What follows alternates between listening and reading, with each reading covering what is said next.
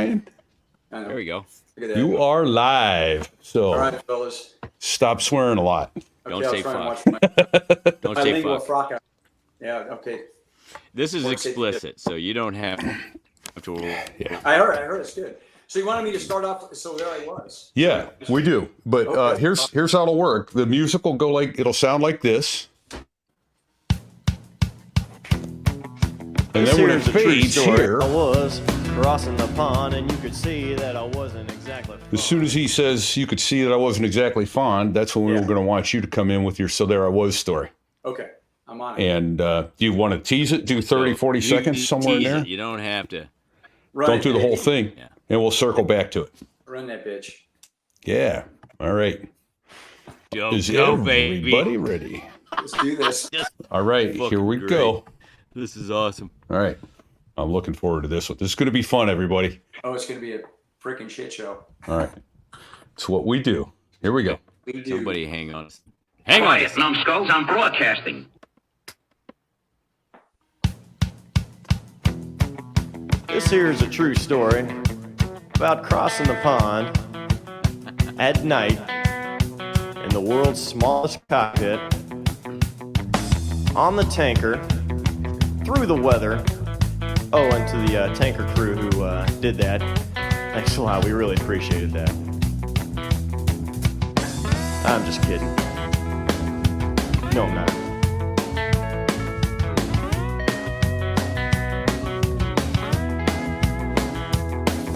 Well, there I was crossing the pond, and you could see that I wasn't exactly. So there I was. There was a gentleman that is in one of these pictures here. I was going through the IET syllabus at VMAT 203. You're laughing already, aren't you? At Yes, sir. Cherry Point. I think it was like maybe three classes or something like that. And I don't know, 3 flights or something. And I think I had him on his first flight.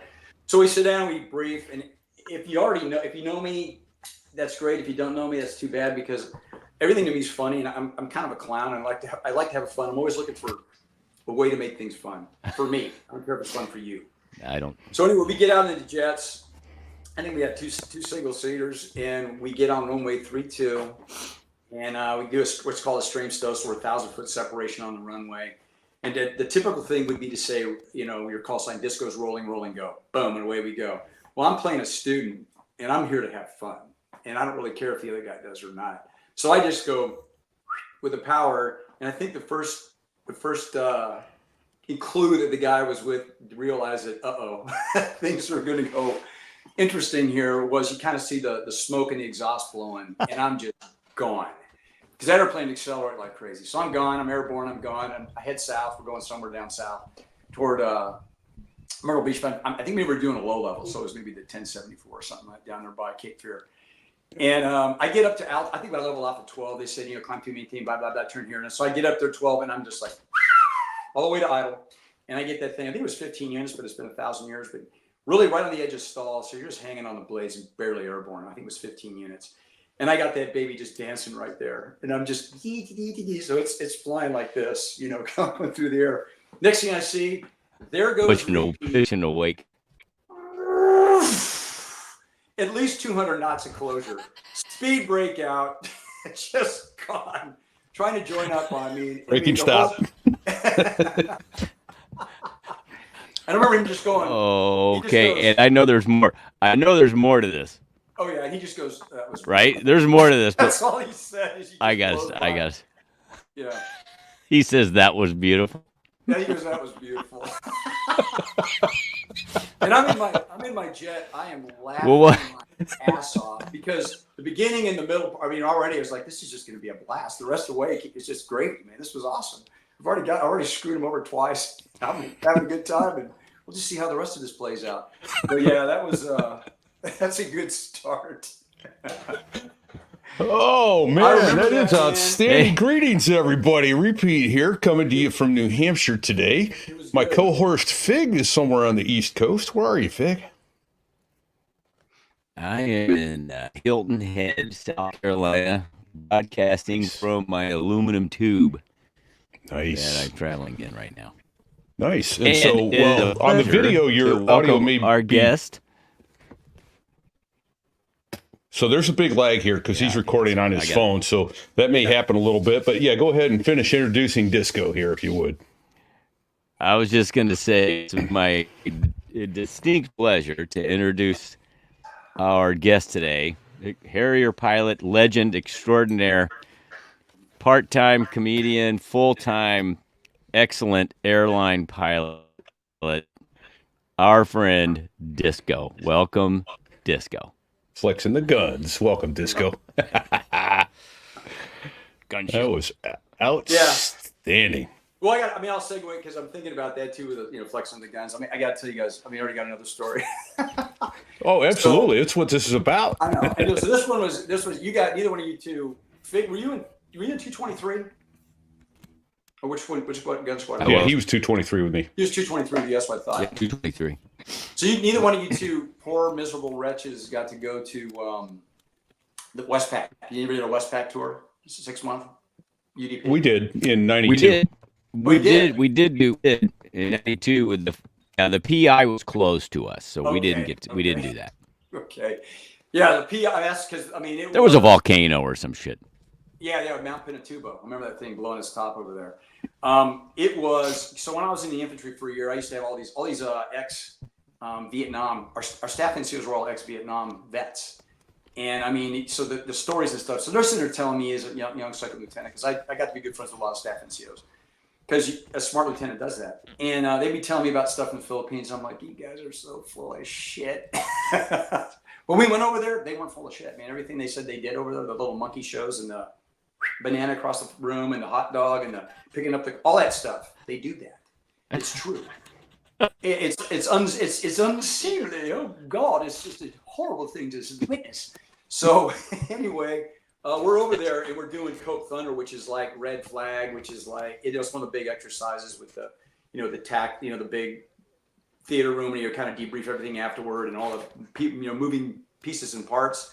You get 15 airplane dogfights with F-16s, F-15s, Hornets, and Harriers, and then ingressing into targets, dropping. It was crazy. It was nuts. So we're over there having a good old time, and there's a picture of Sal, Dave Salthay, standing on the top of his jet, flexing like this, and it says it was great. It was our cruise book. It says master of the 9G monster break, and then the next pictures of him in his utilities serving coffee as the ODO for the next 2 weeks. He got grounded because he overstressed the jet. But it was just jungle rules over there in the Philippines. The flying was amazing, and the stuff we got to do. It was just like it was a clown show. I had a bootleg copy of somebody made a squadron video of your Westpac on a VHS tape. I got a bootleg copy of it. It's awesome to watch. It's it's got it's set to all kinds of music, a lot of Bon Jovi, and there's you guys at the club, and some other guys were coming by the club, in the break and doing just silly shit. That was most of that was actually I was the one that edited, and most of it was filmed with my video camera that I bought in when I was over in Westpac. So I think somewhere I've got the original raw footage, and I edited it down, and it kind of got spread around to everybody there. And then Turbo did some Gulf War stuff, but he blended in our Westpac. He has Westpac tapes that I guess he posted on Farcebook. Yeah. And when I'm looking at those, I'm going, I remember that. I remember that footage. I took that. Or my camera, I'd hand it to somebody. Like when we were landing in Pohang I can't think of that. Was that Team Spirit, I think, maybe, with the Koreans? And we'd run into Russian, and you'd run into all these Russian planes. Yeah. They were flying around out there. You'd join up on, or they'd join up on us, or we'd join up on them. And it was crazy. It was all that Cold War crap. But I get we're landing. The Cold War was still going on then. Yeah, these pads. We're landing on these pads in the middle of this, the shoreline deserty area. And Rosie's got my camcorder, so he's walking around filming people landing and taking off vertically, and that got kind of blended in. And so either I took video or my camera got passed around like a teenage girl, and everybody was using it. So it's kind of a prostitution. All right, hey, I want to back way up for a second, right. Way up. Okay. You kind of glossed over this, and I know this story, but so you spent a year as an infantry officer. But before that, flight school, your yeah. commissioning source, you were, PLC. You were a PLC, platoon leaders course guy for Yeah, commissioning in source. fact, or we just ROTC? found out a few minutes ago we had the same evil man from hell as a platoon sergeant. Yeah. Mr. Gladstone. How is this possible? Staff Sergeant Gladstone, wherever you are, you owe us an apology. I mean, that guy, he smoked at least a half a pack of cigarettes a day. He could outrun all of us. Yep. You never sweat, or he changed his clothes so quick you would never see, you never saw a drop of sweat on this guy. I mean, he was inhuman, otherworldly. 4% body fat. Yeah, and he was evil beyond belief. I mean, that guy. Were you guys PLC or OCS? No, I was OCS. PLCs. Yes. Oh, you did I was OCS. OCS Okay. guy. Yeah. So I actually had. I'm gonna give you the quick and dirty one. So I want to go to the Air Force Academy when I was a kid. Please. I want to be in the Air Force, And I was an alternate, and they said, okay, you can go to the prep school. And I'm a high school kid. You can go to the prep school for a year, then you go to the academy. I don't want to do that. I want to do what I want to do. So in the meantime, I'd also gotten applied for an Air Force ROTC scholarship 4-year. I got that, and I was going to go to Colorado State. I got accepted to a couple different schools, but I decided Colorado State. The depth of my thinking was, well, there's mountains there, dude, so there's got to be snow, and you can ski. Let's go there. So that was my choice. And then 2 weeks before I was supposed to go, I bagged that, and the Air Force was pissed. So I ended up going to Cal Poly San Luis Obispo. Toward the end of my education time there, have a rethinking of what I wanted to do, and go into the Air Force office. They look at me. This is Reagan years, so it's hard to get in the military because everybody wanted to do it. Everyone wanted to fly jets. So I walk in there and they pull up my social and they went, "You turned us down." I go, "Yeah." And they go, "Get the f- out of here." And I went, "Really?" And they go, "Yes, out." So I went, they just threw me out. So I went into talk to the Navy, and the Navy processed me through. And the guy says, "Hey, you're my number one candidate, but you're not Black, Hispanic, or a woman." This is 84. He goes, "I can't even process you for surface warfare." And I went, "What?"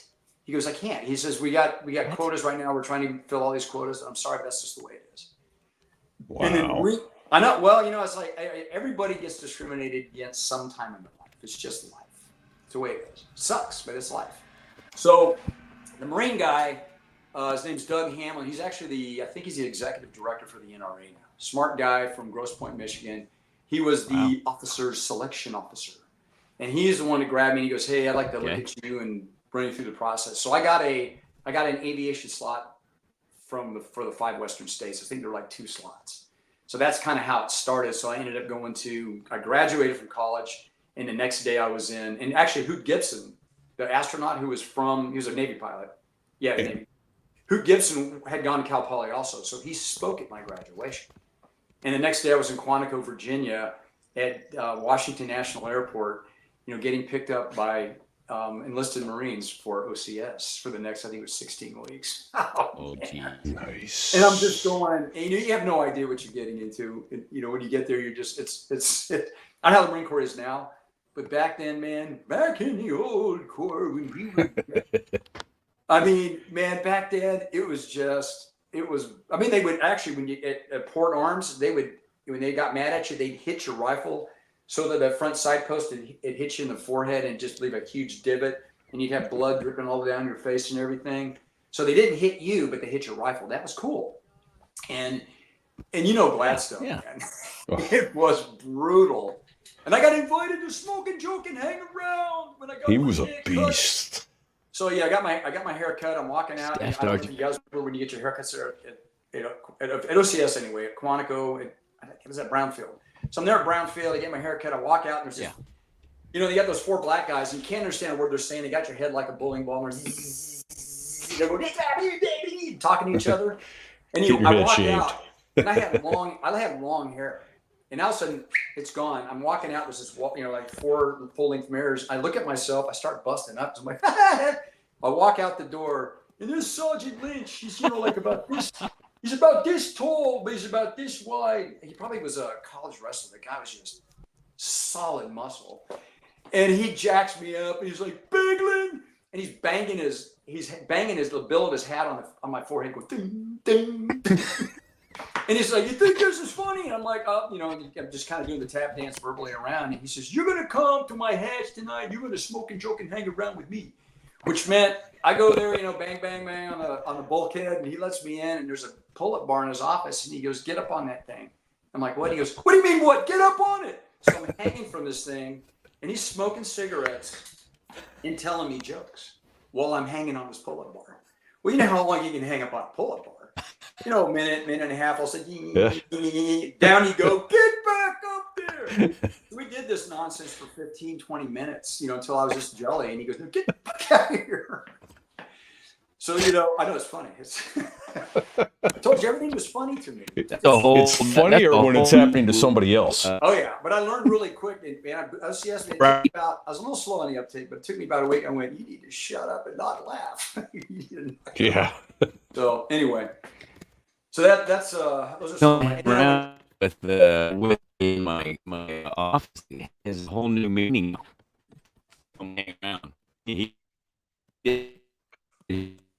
What fucking sounds like he's with his boyfriend right now. Yeah, exactly. Fig, you have completely broken up. He said, I think he said something about giving whole new meaning to smoking and joking and hanging around. Yeah, but, it actually did the same thing for me because I didn't really know what it meant. And after that, I was like, I don't want to do that again. I don't want to smoke and joke and hang around with anybody. That was horrible. That may be a show title there, smoking, joking, and hanging around. God. All three at the same time. It's hysterical now when you think of it. It's really funny. But yeah, so after that, my class ended up getting royally screwed. I mean, I had a really great experience in the Marine Corps, I feel incredibly blessed to have had the opportunity to do it. But you know, it's a government. So you get lied to and you get deceived and all that stuff. So I ended up in the infantry. You know, not really. I had a choice to do that. And did you have an air contract? I did in half my class. It's a long story. The Marine Corps lied to us. There was a lot of players involved. Yeah, I was in that same thing. It was 84 where they sent a bunch of us to the fleet. Yep. And that sucked. I don't know if were you in the theater when General Maloney came and spoke to all of us and told us how? Yes. Okay. Yeah. See, General Maloney. Yeah, and the thing where it blew up and the Navy showed up was one of the guys in my class had been a Wall Street trader, and he had some very, very wealthy, connected clients. Ooh, okay. So when he wrote a letter to his congressman and some of his buddies, that's when things blew up in the Marine Corps space. So that's where all those guys. So half my class just disappeared, went to the Navy, and the Marine Corps Navy, yeah, pissed. And I was this far. I was actually walking down the hallway to put in. I'm done. I'm going to the Navy. And we had one. He was Tom Kiley. He was a Cobra pilot. He sees me walking by, and man, I walk by, and he grabs my arm and drags me in his office and just starts chewing my ass. And I had some mixed emotions because I actually knew that one of my options was to go in the infantry for my stash time. Mm-hmm. And I wanted to go to. I just thought after being at TBS, I was like, God, I like to think a lot of things about the infantry. And I almost went to Ranger School in 29 Palms. They were dangling that in front of me to keep me from going to flight school. I wanted to do it. I'm like, I'm going to flight school. But so I ended up staying in the Marine Corps at that point, and half my class left. I had mixed emotions the rest of TBS. But at the end of the day, I'm glad I stayed, and I really enjoyed flying aviators. It was an amazing experience, and like I said, I worked with some unbelievable people. Just great people in that community. We had our shitbirds, but overall, awesome time, enjoyed it. But the infantry was a good experience. I learned a lot. Like I said, my staff NCOs. This is a great story too. So we had this one. He was a gunnery sergeant. His name was Gunny Berry, and he had this like nasty porn stash. And I think he'd been busted a million times when he was in Vietnam. He should have been like a master gunnery sergeant. And and he's one of those guys when he hated lieutenants, hated them. A lot of those staff NCOs did. So when you first show up there, you're at Butter Bar, you're like, hey, how you doing? Hi guys. He looked at all this. I'm always, I'm smiling all the time, so I'm having a good time. So that was bad too. Like, lieutenant that's smiling, that's not a good thing. So I walked up to him one day and I said something to him, and he goes, "Okay, lieutenant." And what do you call you? I kind of looked at him and smiled, and then he goes, "Hey, make sure that lieutenant is billed for his MRE." And I'm like, whatever. So about a week later, I wanted to ask him a question. I walk up to him. It's the same thing, it's like 5 words. Lieutenant. And I start cracking up. And he looks at me and he doesn't really know what to think because, he's being disrespectful barely. Yeah. He's right on the edge and he knows it, but I'm not mad. I'm not getting you indignant or pissed off or anything. And I said, Gunny, I got to tell you, man, I've never seen anybody say lieutenant so closely to the edge of contempt, but just barely walking the edge of respect. That was a work of art. It was amazing. And he looks at me and I start laughing and he starts laughing. After that, it was Lieutenant Begelman. We were great friends after that. But, so you had to learn how to work these guys because they were so crusty. Well, he was waiting for you to jump his shit. Yeah, he was waiting for me so he could just basically just be, borderline disrespectful.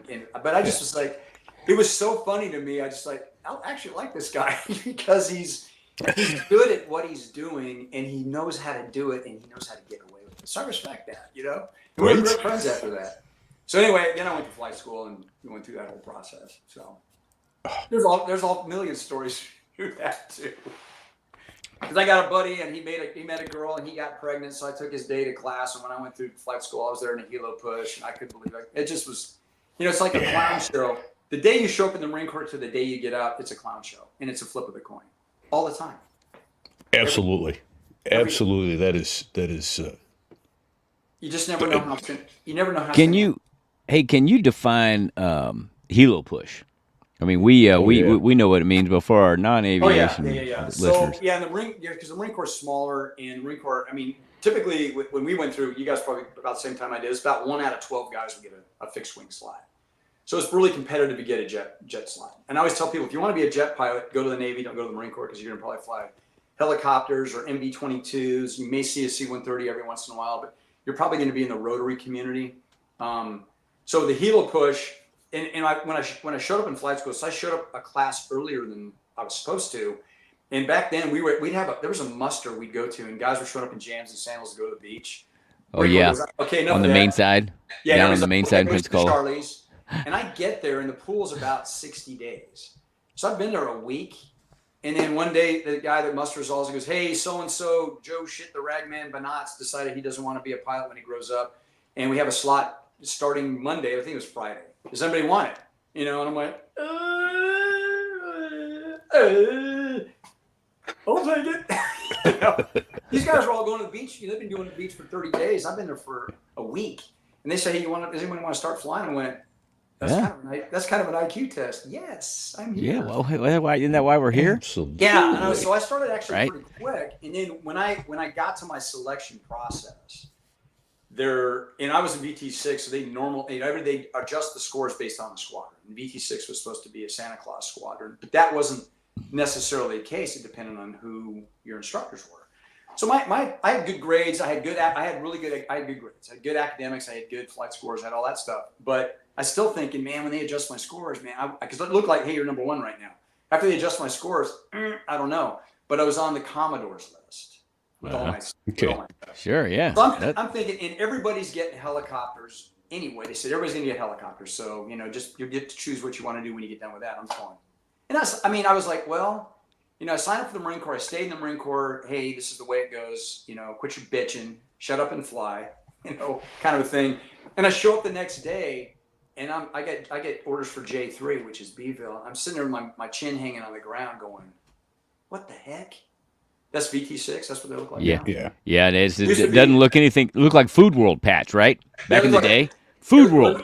Yeah, the guys. It was like a globe, and the other two guys called the Lambert conformals, which is a type of map. Instead of the dodo birds or the black knights or the red knights, and we were the. Yeah, there was a grocery store chain down there at the time, and it was called Food World, and it had the globe, and then so that looked like that. Yeah, it just. I was a VT6 when it looked like that. Yeah. I actually have it on the base of one of those. I got a T-34. I can actually show it to you. It's a T-34 with the patch. I'm not the patch, but it carved in the base. The base of is one of those ones carved in the Philippines. Yeah. Mahogany. Oh, right. Yeah, the squadron logo carved into the wooden base of the stand. The squadron logo. I mean, these guys were amazing. You go, I want this, I want that, and you'd come back and it was perfect. It was amazing. Yeah. No problem. 2 days. Yeah, come back 2 days. Oh, I got to tell you that story. You guys will love this. So they put me in charge I was in logistics. So I got a way to punish me before Smoke and the XO left the squadron. They stuck me in logistics and made me the RO, just to, kind of thing. And so I get sent over to Japan for Westpac. The good part was I was the OIC for the advanced party to go to the Philippines. And putting me in charge of a bunch of idiots, it was a bad move. So we're there for 2 weeks before everybody else shows up. Right. It was nothing but fun. I mean, all the enlisted guys and us, we had a blast. And I had the double AMO, Scott Findell. Big guy had glasses like this, and they were this thick. Former cop. And if you go to the Philippines or to Japan and you get the squadron patch or emblem painted on a piece of metal to put out in front of your squadron, took 5 months and a week. So you put it. Yeah, you're only there for 6 months. Exactly. So Right. you get there the first day and you're going, I walk in, I go and I talk to them about this. They go, oh yeah, you put in what we will get to you. It will be here in June of 75. And I'm going, man, I go, we're leaving the next week. Like, well, that's the way it goes. So I just went, a typical Marine. I'm like, fuck that shit. So I go and I go to the metal shop. I get the 2 squadron patches, this big around with the ribbon at the base, cut out of sheet metal. And then I go to, I can't remember where it was. I think it was the Motor T place. And I go, you guys got, yellow paint, black paint, red paint, green paint, but paint's in our patch. I get these in these big cans. I stuff them in a sea bag. I go talk to Scotty Findell. And I went, well, I'm the OIC. We're going to write ourselves TAD orders. We're going to the Philippines. So we get in Air Force. I just decided to do this. We get in an Air Force C-141, and I got this big round thing wrapped in craft wrapper taped, which was the metal sheets, and all this paint. And do you guys have any hazardous materials to declare? Clank, Nope. bang, ding, bong. Nope. Ding, bang, bang. So these 2 jarheads get on there. We go down there. I find a guy, 4 days, bam, gorgeous. Absolutely gorgeous. So when our squadron got there, they were all set up. But the funny thing was, so we go down there, and that's my first experience in the Philippines. And I'm just, my jaw's on the ground. I'm just like, what? It is a freaking circus. It's a circus. And we end up going to a couple An adult bars. circus, I might add. Yeah. An adult So, circus. yeah. We're Disneyland for a dick. I love you long time, no shit. Dick, as long as you had a dick, it was Disneyland. It's just crazy. So anyway, we go, and I'm not going to say the name, but we go to kind of an off strip. We're down there in a tuck, in a tuk or what those things are, a jeepney. Going down there, little tuk things, or little 3-wheel doodads. Yeah. Scott in the back like this, right. It's a powered tricycle with the 2 Yeah. dudes in the back and the driver riding it, they're made on the for steering Tuk wheel. tuks. Filipinos are this wide, and we're here, like, halfway hanging out. So we go to this bar, and we walk in there, and we sit down and get a Samagoo, and there's like 25 cents. And Scott gets one. I'm like, and right over there is a squadron commander. I won't say any names or what squadron or anything like that. And he's got 3 little Filipino girls climbing all over him. And I look at him, I'm like this. And he looks at me. You recognize him? Yeah, and he recognized. I got Vapor's expression. One of those. Uh-huh. And I look over them like, oh, shit. And all of a sudden he looks at me and his eyes are like, they get boing. His mouth hangs open. I'm like, and I'm like this. I'm talking to Scott. I'm like, finish our breakfast. We need to get out of here. So the next day, or actually it was, we get our metal things, plates. We go back to church. Yeah, those things. Well, yeah, the little guys right there. Those things. The tuk tuks. Yeah. So we go back to to Iwakuni, and I get back there, and all of a sudden somebody goes, "Hey, Skipper wants to see you." I'm like, "Yeah, okay." I bet I he wonder does. why. This is the outgoing squadron. I'm not going to say which squadron. Yeah. I bet he does. I bet he does. Yeah. Anyway, I'd say, so I walk in there and it's like, hey, can I get you a cup of coffee? I'm like, hey, this is starting out pretty good.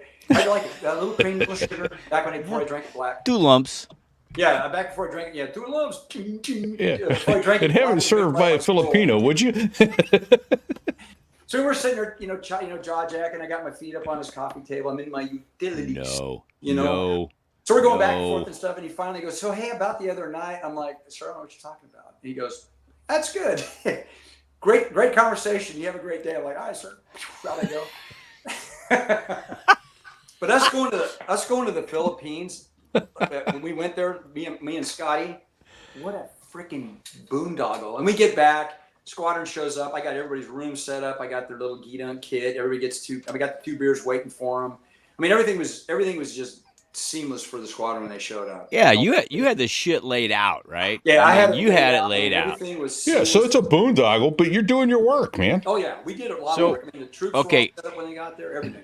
I got several questions that I got saved up here. First of all, okay, I'm gonna ask you some questions. So you were advanced party OIC of the advanced party, Yeah. right? Can you just in a briefly discuss what's that about, the advanced party, for our non-anointed. Okay. And then remind me to tell you my toilet paper story. That's even better. Okay, I'll write that down, and I got more questions as soon as you answer this one. Shit paper. So. Well, and So say anyway, what an advanced OIC party- is even while you're at it. So when an advanced party, typically what would happen is if a squadron's doing a unit deployment, or if they're going on a boat, or if they're going in a unit deployment program. So the unit goes as a unit over to Japan for 6 months. That's a UDP, Westpac or Western Pacific. So we did that, and typically what they'll do is they'll send an advanced party of 15 Marines, enlisted and officers, to liaise with the departing squadron to do a transition of a plant and equipment, meaning all the Marine Corps property, which I had to sign for, and turning over the spaces and turning over anything operationally, any passed down logs of how to do things. Which I used to get so mad when I walk into a shop and the departing guy would go, "Hey, good luck." And I'm going, "You got a passed down log?" Nope. So anytime I went anywhere, I'd make a passed down log for the next guy, because that used to just frost my wiener bag. It used to piss me off. And you don't want frost on your wiener bag because it makes it look really Oh, makes It's it bad. uncomfortable. It makes your vanilla scented Frostbite. sack look incredibly tiny, and you won't impress anybody with that thing. So anyway, so the advanced party went over there, and we were just kind of setting everything up. So when the squadron shows up, the bulk or the vast majority of the squadron, everything's kind of a seamless transition for them into their spaces, into their workspaces, into their lodging and BOQs or enlisted quarters or staff NCOs and all that, and then into their workspaces. Like maintenance walks in, everything's all set up. They got typewriters, they got file cabinets. It's a job that you can only screw up, right? I mean, Oh, yeah. if everything goes when it great goes and everybody perfectly. shows up, that's the way it's supposed to be. But if you screw one thing up, you're going to hear about it, right? Well, I saw people. I mean, I see people get Navy Achievement Medals for doing stuff. Just getting it seamless like that. But man, you screw. And I've seen people get nothing for doing a great job. But man, you like you said, you screw it up, you're going to hear for it for the rest of your career. That's right. Yeah, will. it's a Absolutely. it's a no-win situation. No, it's If you do everything right, Yeah, and I got to do it on the way on the other end going back to Cherokee. oh, nice. And then I had somebody try and throw me under the bus, and I was going to shoot him when he got back. But he's lucky I didn't. Yeah, he calls me at 2 a.m. and he's like, "You're going to go to jail." I'm like, "If I find you, I'll kill you first." For calling me is one thing. But anyway, that was that. So the toilet paper story. Wait. Okay. Okay. So pool. You were talking about when you went to Pensacola. You were there was a pool. Yes, there's lots of pools, but that's not the pool you're talking about. Can you define that for our? Oh yeah. So a pool is just a bag of guys or girls, girls, whatever. So there's a pool. Waiting to start. It's like you're all sitting in a waiting pool with the water right up to your belly button, waiting for the first person who's going to get called out. That's what it is. So it's above There's your 60 wiener bag, is what you're there's saying. 60 of you. Yeah, you got a damp wiener bag, and hopefully it's warm. You got 60 people sitting there looking at each other, going, "Hey, what do you think? What do you think? What do you think?" It's a delay. It's a delay in starting, delay, yeah. right? And it's a group of people that are all delayed together. They call it a pool. Okay. And so people are. Well, the thing is people are coming at that time. People were still coming into the pool faster than they ever depart. And so you then get 3 people coming from the fleet that were supposed to go to flight school, and you get 1 guy going that week. Next one, you get 2 guys come in, 2 guys go out. Next one, you get 4 guys come in, 1 guy go out. So it was getting bigger, and then all of a sudden it started shrinking pretty rapidly. So that's what it is. It's kind of, and it's what it is it's a quintessential example of bad manpower planning by the United States. okay. That's what it is. And And Well, it's like an accordion, and it's how they play their music. It's all they ever do. Yeah. So you can't really blame him because it is a very difficult. You see it in the airline industry too. It's a Sure. Manpower planning. How many pilots do we need? How many flight attendants do we need? What's our planned schedule for the next 6 months? How are we going to work? It's not not to I don't want to throw rocks because that's a thankless job and it's tough. It's all being done by guys like us who are stashed somewhere waiting to start or do something. We have no idea what the hell we're doing. Yeah. Flip a coin. Look, it literally, I think you're right. Flip a coin planning is what's going on. Or often, OJT. I used to hate this and I called it planning or decision by default, which is I got no other majors I can send there. You're going. Oh yeah, and a lot of us, you're doing it. You're learning on the run because you don't really know. You're making a mistake. Oop, you make a 2-degree course correction to the right. Okay, that's good. Oop, too much. One back to the left. Yeah. So it's one of those things. So And the guy in front of you didn't leave a pass down log. Exactly. No. Why would you do that? That's why that was a hot issue for me. I'm like, I'm going to kill you. Yeah. All right, one last thing, and then we'll get to the toilet paper. This was early on. You said RO. I know we know what it means, but what is a RO? You said they made me the RO. The responsible officer. Yes. What does that entail? What does that entail? It's a pain in the ass. So can you? It entails slightly leaning forward from the waist, tipping your head like this, grabbing the back of your ankles, and saying, "Do you want to be my boyfriend?" And you do some Vaseline when you do. Don't clinch. You get to sign for everything that the Right. squadron has physically present. Every desk, every Washington chair, office. Yeah, Pen. chair, the little footstool, the filing cabinet, the typewriter, blah blah blah blah, and then you sub custody because that's when a couple guys decided they didn't want to sub custody things out when we got to Japan. After I did everything nicely for them, and I walked into the rooms, I said, "Let me give it to you in really plain terms. You got about 20 minutes to sign this document because if you don't, I'm getting a flatbed truck and I'm taking all your shit out of here." And I'm going to give it to the first person I find that's Japanese, and you're going to be foot for the rest of the time you're here for the next 6 months. You can stand. There's your decision You can process. stand in your office and do. You your now have job. 19 minutes. You better be fast, fucker. And that's kind of how I approached it at that point because I had about enough. That's awesome. It's a pain in the ass job, and that's like you said, the Marine Corps, It's a the thankless military. job. It's a thankless job. yeah. And if you do everything right, you never hear a word about it. But as soon as you fuck it up, it's all in your shit. I never had a job in the Marine Corps that wasn't exactly like that. I never had a job that anybody ever wanted. I thought ASO would be.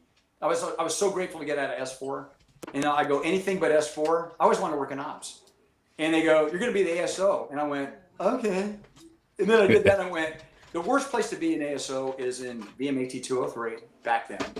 Yeah. Highest mishap rate of any aircraft in U.S. military history, and you're the safety officer, and you're in the training squadron. You're going to do some paperwork. You're going to be working your Lots. my ass. I went in there with 10 pounds of ass. I came out with 2. It was gone. Yeah. It was just constantly typing.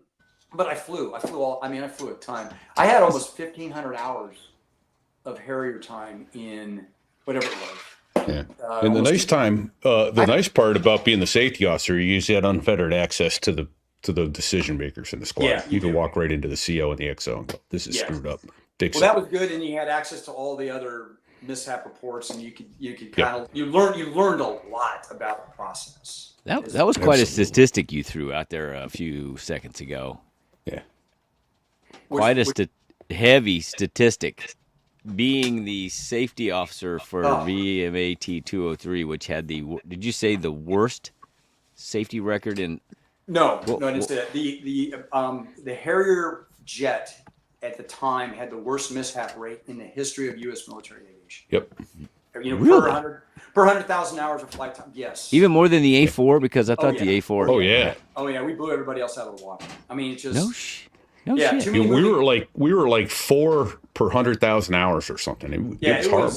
It was. So, and that's why the Marine Corps always had to fight to keep the jet because it was, it had too many moving parts, and that quality spread and that cutting score were, from what I understood, I never saw what the number was, but somebody told me one time because initially when you got in the Harrier community when they started it, you had to be a test pilot, had to. So they had no mishap rate because all these guys were extremely vetted, and then they started kind of opening it up, and then they started crashing jets. And then by the time you guys and I were around, it was basically to kind of boil it down to, I can't remember who it was that told me, maybe it's one of my briefings as an ASO. He said, aviation safety officer. He said, we found through all of our statistical analysis that when you have a cutting score, and that's your cutting score was your composite score at flight school. You know, your academics, your flight scores, your blah, blah, blah, your this, that, and the other. And he said, if you're above this number, you're going to be okay. If you were below this number in the AVA, because if you look at tactical platforms, F-18 Hornet, much easier to fly, way better, more capable aircraft because of all the things it can do, especially back then when they had the radar we did and all that stuff. But he said, if your number was below this number on cutting score, you were going to eject, be dead, or both. Almost like clockwork. And I went, I did not know that. So they kept trying to push people that would be moved to the Harrier community, make sure they were above that cutting score so they wouldn't be a smoking hole in the ground someplace. Cutting score are you referring to the Composite score out Overall of composite score from flight school? That's correct. From flight school. Okay, yeah. From the day you got winged, from the day you got winged and up to from when you started to the day you got winged was your composite score was comprised of all the things you did up to that point. Yes. Man, and Styx just put up the stat. I don't know where I got the number of like 31.77 mishaps per 100,000 flight hours. It was a lot, man. Good Lord. It was a Yeah. lot. Yeah. Yeah. And so, I mean, really, when I got out of S4, I was like, oh, thank God. Man, I was out of the frying pan and just right into Can I go back to the S4, yeah. please, sir? And they turned up the heat and Yeah. went, oh, one of those things. I'm like, God, I've never worked so hard in my Yeah. life. I mean, I enjoyed So it. It was fun, but it was just relentless. You were How safety- long were we at 203 together? When did you? Let me ask. When did you leave 203? I remember? left in, I think, March of '93. Okay, so I was the one that relieved you as the safety officer and then DSS there at 203. Yes, I believe that's true. That's how it worked. Because I remember we were in the same office together. Yeah. I had no idea who was doing what job, and I knew you left pretty early. And I seem to recall you had a move package to Yuma, and you put return to sender. Yeah, well, Address I mean, unknown. They were pissed at me, and then like I told you, I got royally boned in 542. Yep. And it was going to be a double signer, but I actually the CO I would say just anyway. Yeah. Senior officers in the squadron had done something that was illegal, fraudulent, and unethical. Oops. And they got called out by a guy who was a Naval Academy graduate and smart guy, zero common sense. I mean, he's one of those guys that's like, dude, you're going to be dead if they don't take you out of a jet. You're brilliant. He was a stupid smart guy.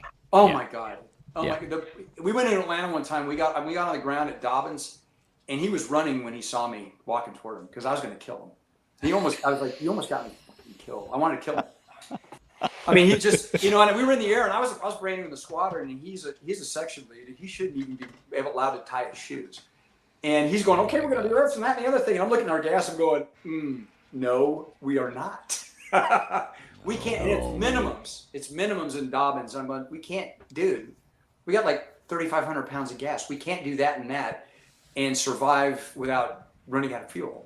Minimums. Yeah, just Oh. just gone. No thinking whatsoever. Anyway, he calls the squadron out on this stuff that's a big deal, and they shit can him out of the squadron, make him go be a fact. So that's the first thing that's really screwed and fraudulent. And then they start pencil whipping all the records and let the perp just walk away from it. So it kind of blown up, and a guy was coming to the squadron this is kind of funny stuff. It's kind of nefarious stuff. A guy was coming to the squadron whose girlfriend, subsequent wife, was General Gustafson, 2nd Mob CG's adjutant. Oh. And she goes to CG 2nd Mob and goes, Sir, can you do something to keep my fiance from going to 542? Because it's really screwed up. so it blows up. Phone calls flow down, and all of a sudden they call us in. All the JOs, they call us in, and we're pretty much unloading. And I've been getting screwed royally, and Vern got screwed too. I mean, he got royally screwed, and I'm hot. And if I get mad, I'm not nice anymore. I could be a real. It's not the nice, funny disco anymore, you're saying? No, I was, and so anyway, we're in there in the CO's office, and Tom Rutledge struts throwing some pretty good hand grenades, and I'm kind of laughing, but I'm still mad. And so I kind of go, you know what? I'm gonna join in here. So I start throwing some claymores and hand grenades, and the CEO can tell I'm pretty hot, and he's a little nervous.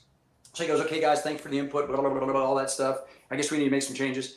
He goes, Disco, could you stay for a few minutes? And I did, and it got pretty bad in there. You know, I'd been to justice school, so I kind of knew what I could say and what he couldn't say, and it got a little heated in there. And I knew the sergeant major was over the wall, and I basically threatened the CEO. And I said, "Go for it, dude. Let's do this." I said, I'll have you sitting across the street on Woody Gilliland's couch in 15 minutes, and you'll be retired in less than a week if you're lucky.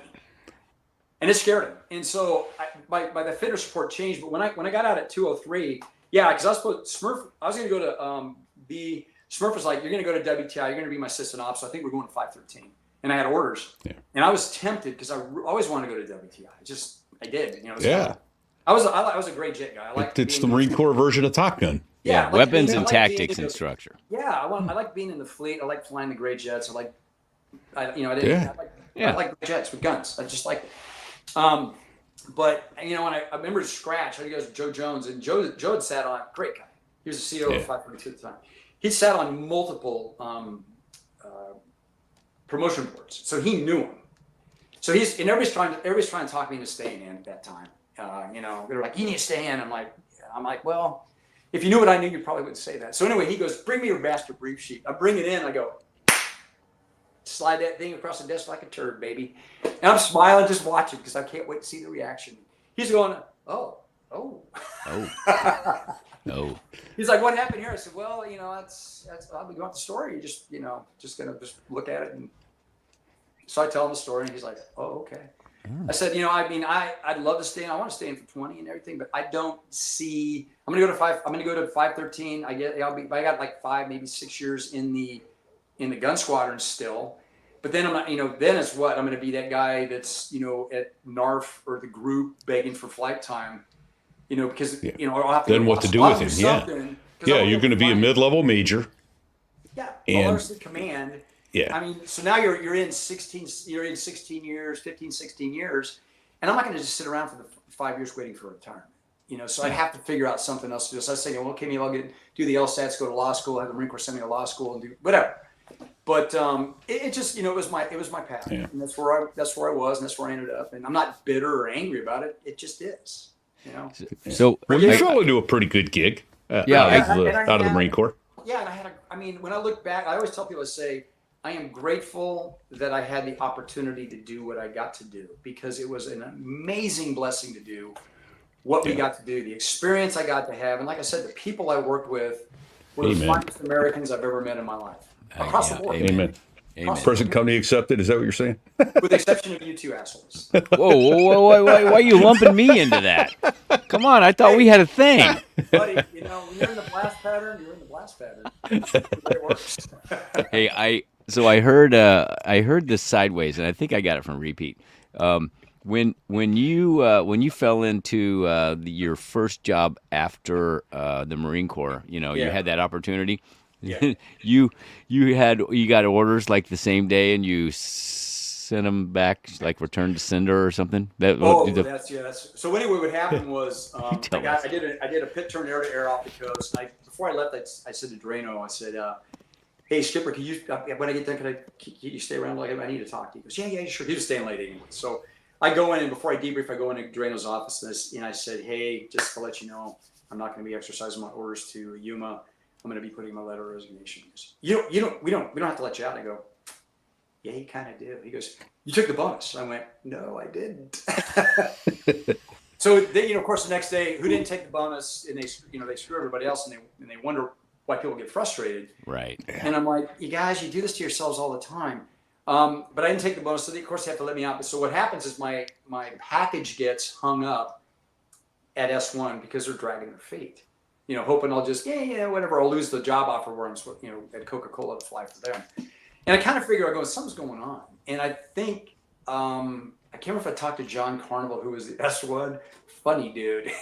He's a funny guy. Circus. Yeah, you have to get to know Circus, though, because he's not funny if you first know him, but he'll throw a zing. He's like Vern.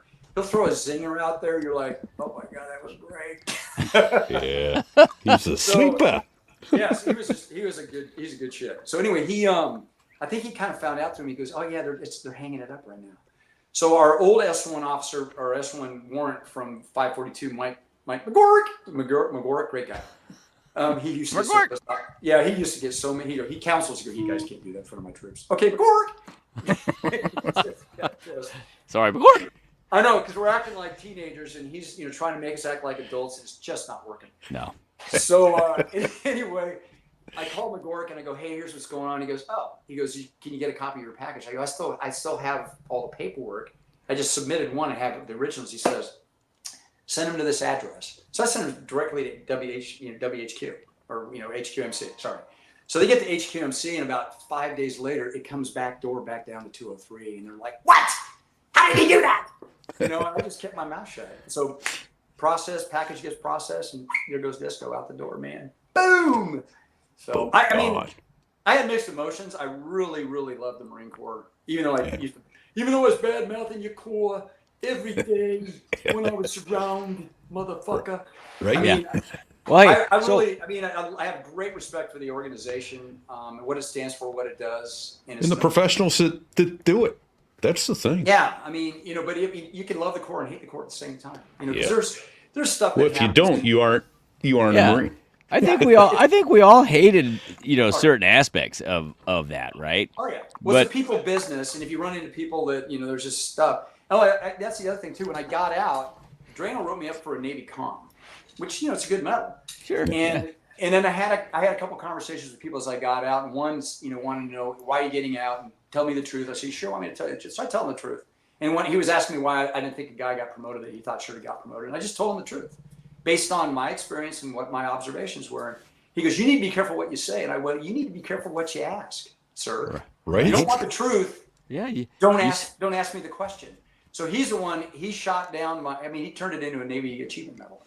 I'm like, and that's why I hate the Marine Corps right there. Is that kind of horse shit? Way to go. Guys pull. It's just juvenile, vindictive, childish crap that would piss me off. And it was that. How many years did you? How many good years did you have in the Marine Corps? How many? Every one of them. Okay. Let me see. How many years was it? I was in about nine and a quarter, roughly. 9.25 years. All right, and 9.25. 9.25. And how much flight time did you leave the Marine Corps with? Oh man, I had like 1370. Oh yeah, about 1378 aviate time. So I had over, 1,600 hours. I flew a lot. Yeah. Hey, especially at 203. You could build a lot of time fast there. It was also anytime they said, would you like to fly? The answer was, well, yes. Well, yeah. What is this? Hell yeah. That's why I'm here. Yeah, See these things on my chest? That's why I'm here. Let me guess. Hey. So I got a question for both you guys because you were both aviation. You motherfucker. both Utes were aviation safety guys, Yeah. right?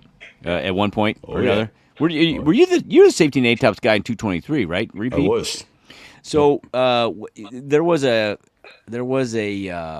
certain hour limit when you hit that hour limit. When a naval aviator hit that hour limit, he was probably the most dangerous animal on the planet. Yep. Because do you remember what that was? Because it Yep. wasn't a lot, but it was like holy shit. I think it was between 300 and 500 hours. Statistically, they were the danger. It was the danger zone.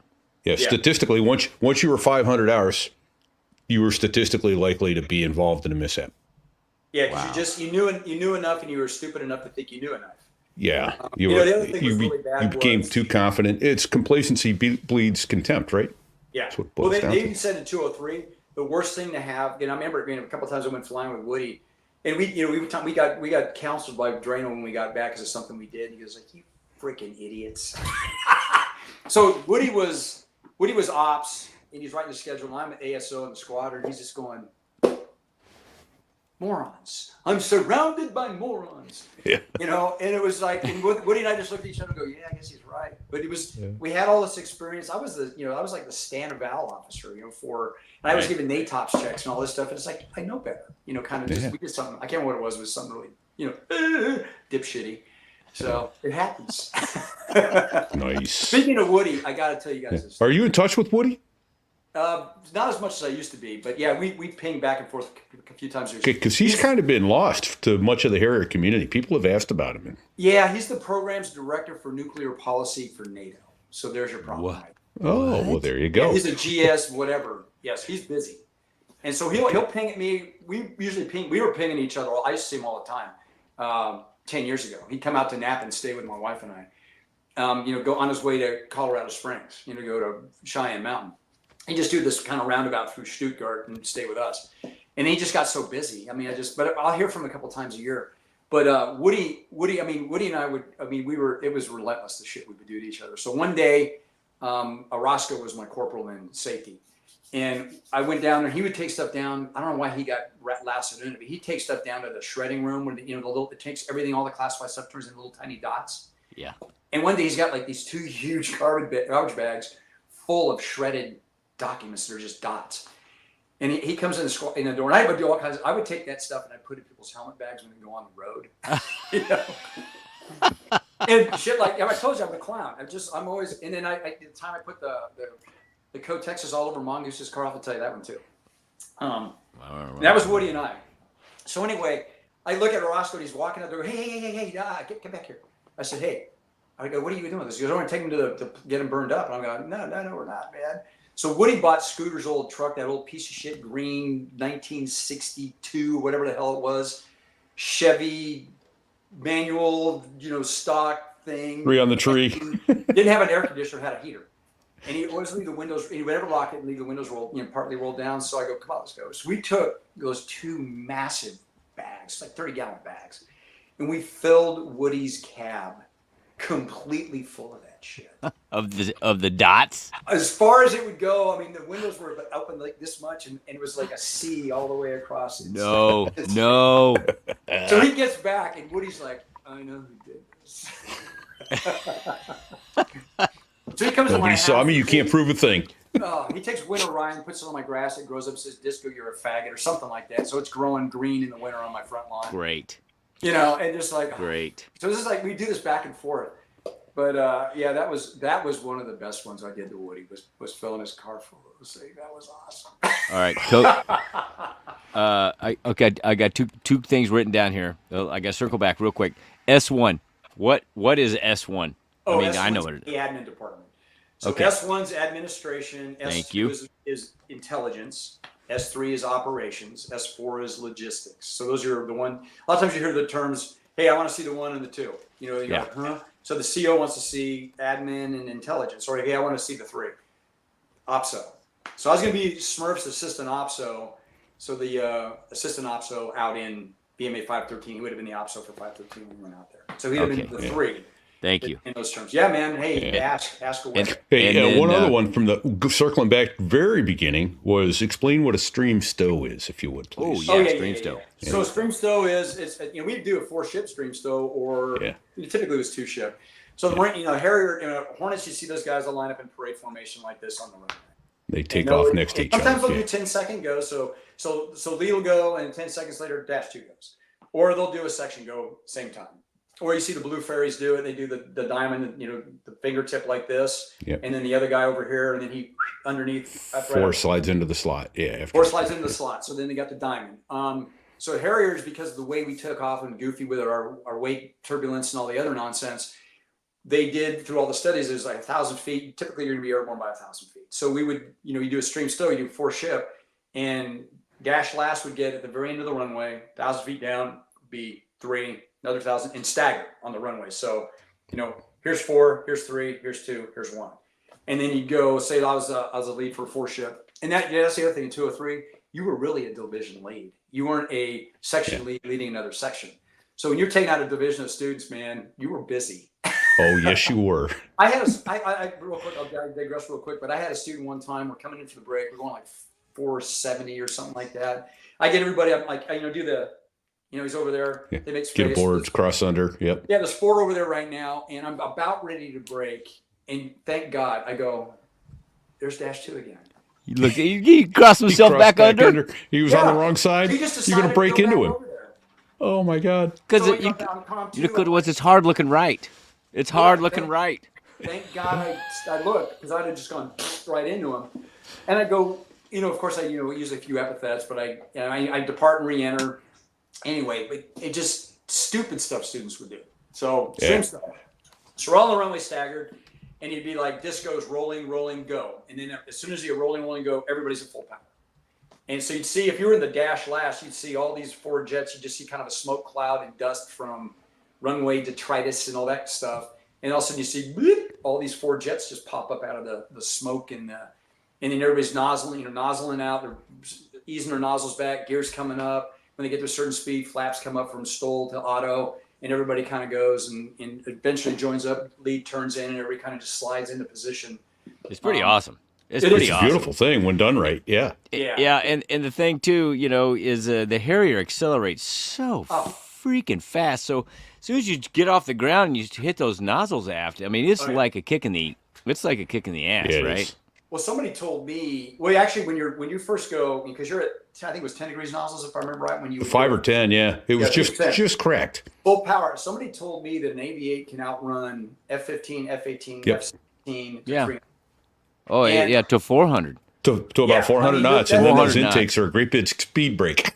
Yeah, that thing the whole thing's a speed break, but that thing could accelerate. I mean, the first time I got in it, because I was at Cherry Point, I went up my VT-26, my old T2 squadron came through there for the boat, and one of the instructors took me out in the back seat, and so we go full power in the T2. I'm going, is it going to accelerate anytime going? today? Are we 'Cause gonna go? Back when you were a T2 student, you were hanging on a tailplane. Just Stuff going was like, happening fast. Yeah. Yeah, but you're in the AV8, you're just going, this thing, it is basically like a cat shot in the T2.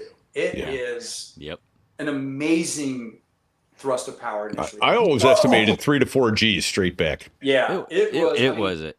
Yeah, for a pilot, I tell people, for a pilot, it was the most fun airplane on the planet to fly. I There's think so, too. nothing more fun to do a vertical takeoff and pull that nose up 75 degrees, just keep going. It was like, yeah, It's like the closest thing to to being an astronaut, a launch pad, right? Yeah. I tell I mean, people, it's like Yeah. like the Atlas rocket taking off. I tell Yeah. people it was the most fun I ever had with my pants on, and it's true. Yep, absolutely. It was In fact, Punky once told me, I asked him, you got to fly the Hornet, you got to fly the MiGs, you got to fly, he did the test pilot thing. Got to Okay. fly all these airplanes. What was the most fun? He goes, hands down, the Harrier. It's yeah. a stick and rudder airplane, not fly by wire. And to fly, it's man. just a beast of a jet to fly. Yeah, it was awesome airplane. All right, Disco. Kotex Mongoose. Oh strike. yeah. Okay, I'll do that when I'll go to the toilet paper. Yep. So Mongoose would, it's kind of started off with Theodore Herman, Theodope, Mongoof, that guy, my CO. Anyway, he would he had that just jackass, ugly piece of shit BMW motorcycle. He just loves that thing. Every time he looks at it, he rubs one out in the corner. I'm like, really? It's the ugliest motorcycle on the planet. So one day he's gushing about how amazing my motorcycle is. I'm like, and when he spoke Spanish, he spoke it with the Castilian lisp. That one time he's like, como está, señor? And I looked at him and went, you sound like a fag. So that went over really well. I didn't sugarcoat things. So anyway, I was, find that hard to believe. First I of know. all, I'm okay, I but told I'm you. going to deal with that. Go I ahead. showed up I'm- to have fun. So anyway, he had that motorcycle out in the parking lot one day. I'm like, so I went to the exchange and I got a little plastic pink basket and little tassels for the handlebars. I got a little tiger tail with a flag on it, and I put all this shit on his motorcycle. And he was pissed. He was furious, and they knew who did it. He goes, he's really pissed off. And so I was still in 542. I can only see that. God, I would give anything to see that. Little streamers it's like little not- girls' 4th of July bicycle. Yeah, he was so because I defiled his baby, and so Yeah, you a did. couple days later he lets the air. I had that Honda 750 Magna, and he lets the air out on my tires. I'm like, so I'm like, okay, all How's right, this gonna fucker. go? So I go find a place. I had to go find, they bring the cart out, they pump my tire. The maintenance guys bring my car. I'm like, So now I'm in 203, and that's when he did that. I'm like, okay, I've had enough of this shit. He was the Group XO. And so the next day I go to Woody, I go, hey, what are you doing right now? He goes, nothing. I go, come on, let's go. So we get in my car, we go over to the exchange, and we're walking down in the ladies' lingerie, all the other shit that the ladies section, FDS spray, some saddles for your hootenanny, maybe a Kotex or two. Uh-huh. So we go in there, and I get these two big. I mean, they're this big, like.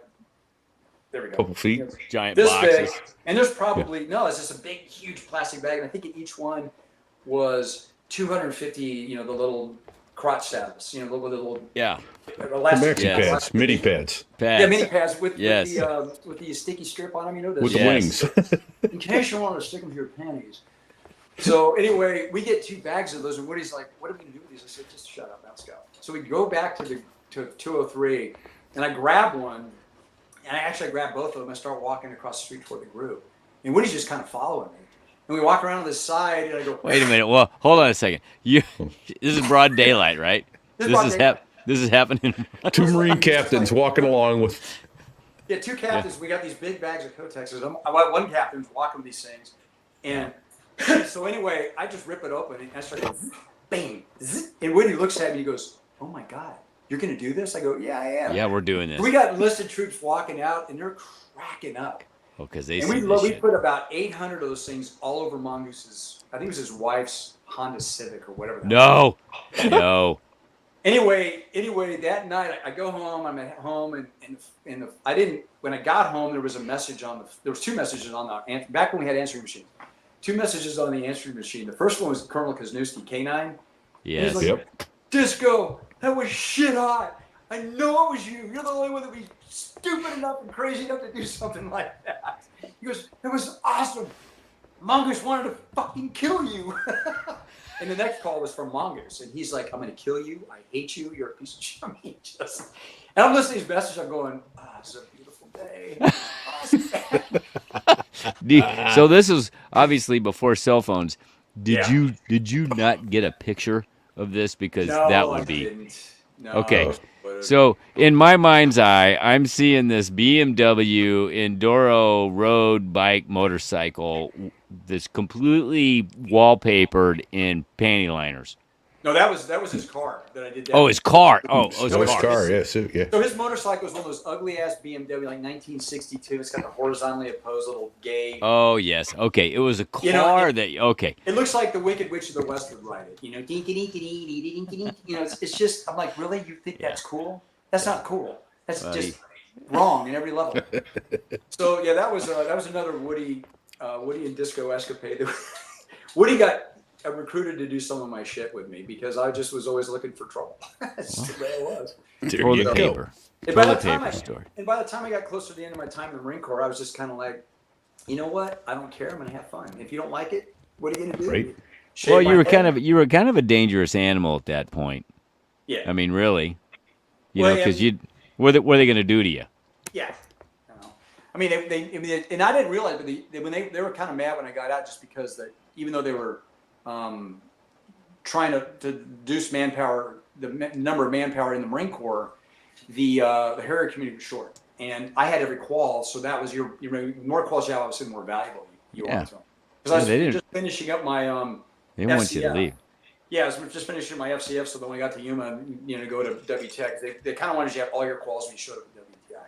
So I was really excited about that prospect, but when I got that offer from Coca-Cola, I went, Yeah. sometimes you have to use your head and not your emotions. So I Yeah. made the other decision. So you guys have time because the toilet paper. Oh, we Yes. got plenty of Oh, time. we got another bit of time. We're in great shape.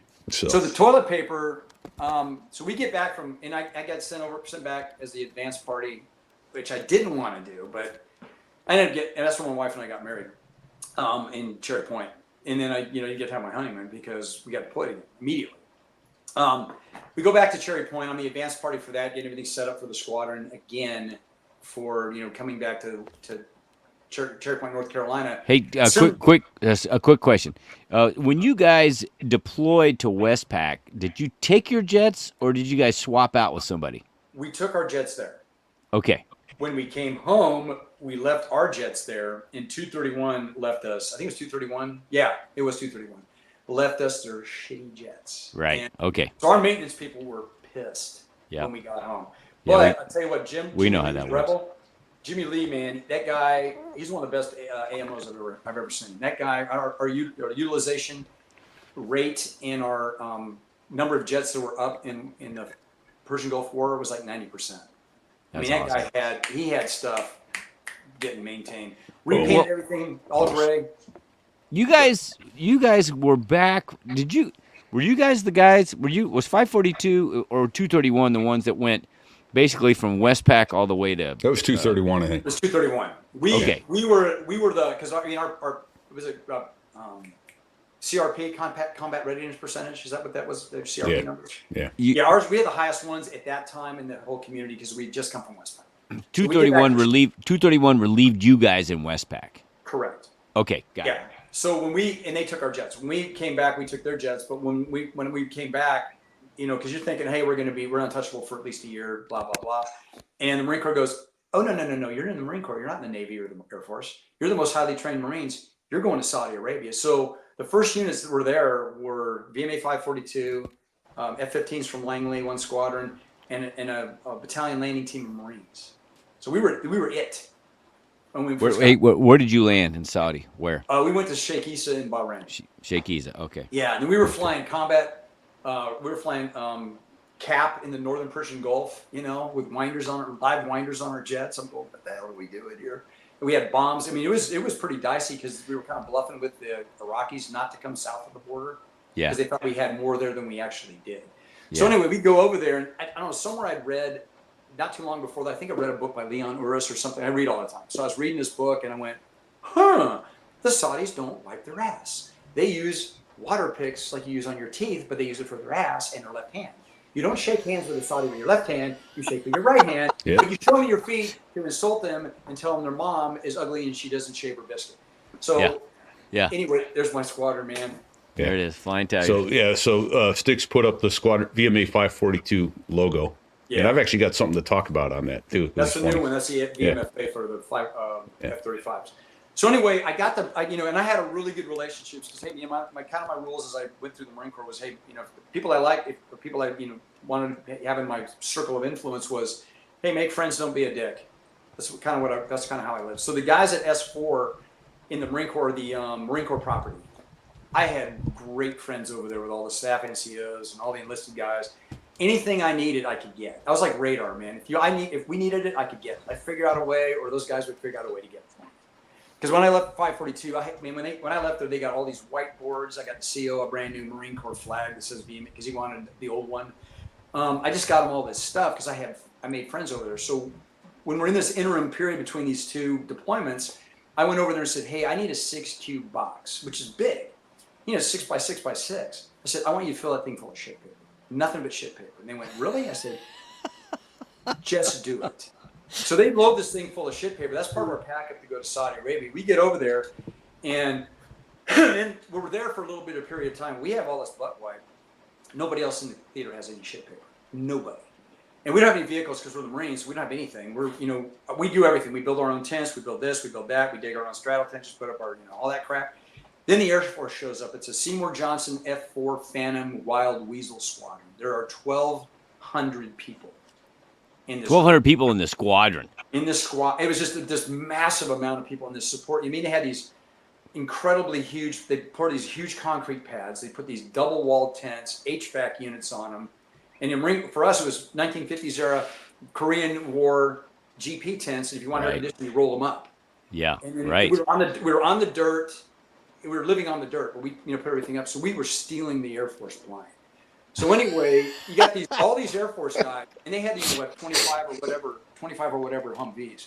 Yeah. And we didn't have anything, and we needed, because we had a flight line, we had maintenance, we had our billeting, we had all this stuff. Everybody was walking everywhere. I'm like, this fucking sucks. It licks the pouch. Let me put it that way.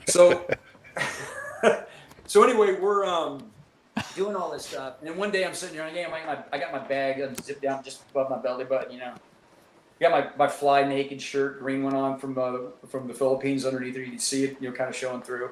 Yeah. And I got those little expeditionary desks, those little pieces of shit that are, like 1.5 by 1.5 with little swing down arms. Yes. Like card tables with. And then, of course, it's not a chair, so I made a chair from MRE boxes and duct tape, because that's what we do in the Marine Corps. So I'm sitting in there in my tent, man. I'm sweating like a pig. I got my flight. Actually, I had my flight suit wrapped around my waist, so that's why you can see my flight.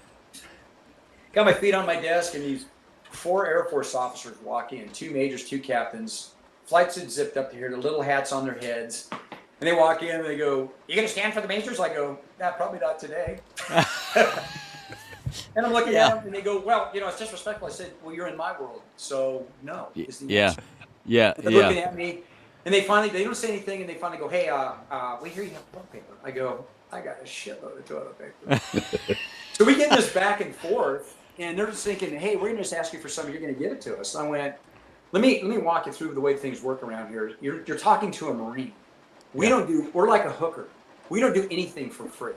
There's a price for everything. If you want to see the biscuit, you got to decorate the mahogany, bitch. You got to put Right. some money on the table." I Right. said, "So what do you guys have?"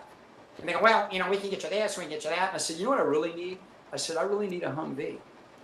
And they go, "We're not going to get you a Humvee." And I go, "Well, you're not going to be able to wipe your ass with either. That's the way it works." I said, "I know you guys." That's the way of the world, bro. Yeah, I already talked to your guys. I go, "I know you guys got 25 or whatever. It was some ridiculous number of Humvees.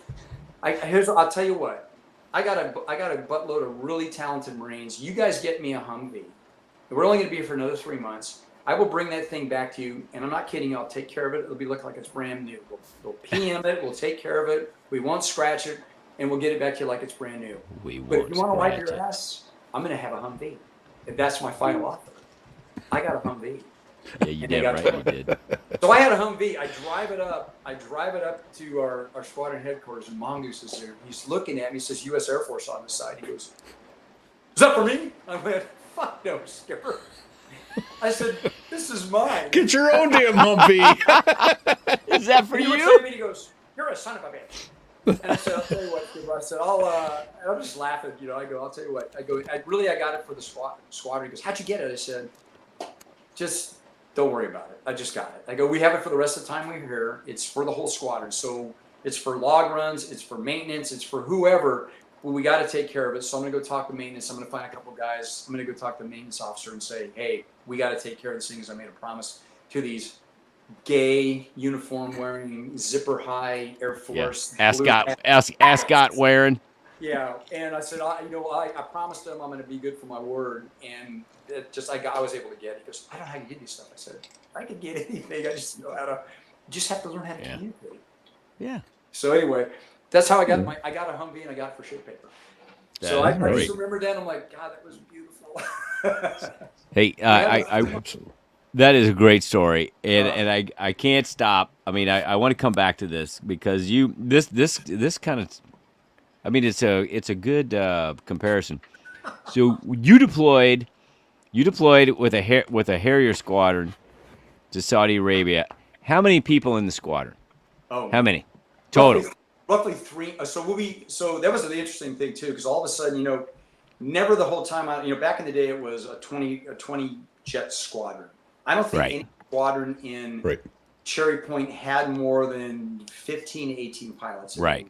Now, they had enough to man up based on TO, but everybody was, you had shitty little job officer. This guy's at the group, this guy's at the wing, this guy's over here, this guy's over there. So you had to donate all these people, or the shitbirds of the squad. That was the thing too I learned from flight school is just because you have your wings doesn't mean you have success. Doesn't mean you get the That's flag. Now you got to get That's the drag. Hey. And then you have to be able to survive. Get to go be the mayor of Boguefield. Yeah. Hey, that's a good segue. Let's talk about that for a second because you're spot on, and I'm glad you brought that up. I explain this to guys all the time. When you say, so you make it through all the widgets, you actually get through the Harrier training squadron, and you get to your fleet squadron, and they find out you're a douchebag. What happens to guys like that, Disco? Well, I mean, typically 15 to 20% of the people don't make it through their first tour. So they can't do a ground job and fly, or they can't fly because they're doing their ground job and they just don't measure up, or they can't get their shit together, or they piss people off and they just don't get along with people or something like that. And then next thing you know, that guy's going on a fact tour and you never see him. Or what else? First of all, what's a fact tour? Say what a fact tour is. Forward air control. And it's actually a career enhancing tour. But Sure it If is. you do it right. Yeah, if it's done right, but nobody wants to do it because you're out of the cockpit.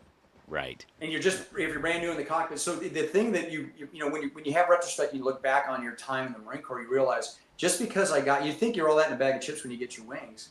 And then you show up at the RAG and, you know, we had tried it maybe when I was an instructor for 2 years, we had tried it like 4 people.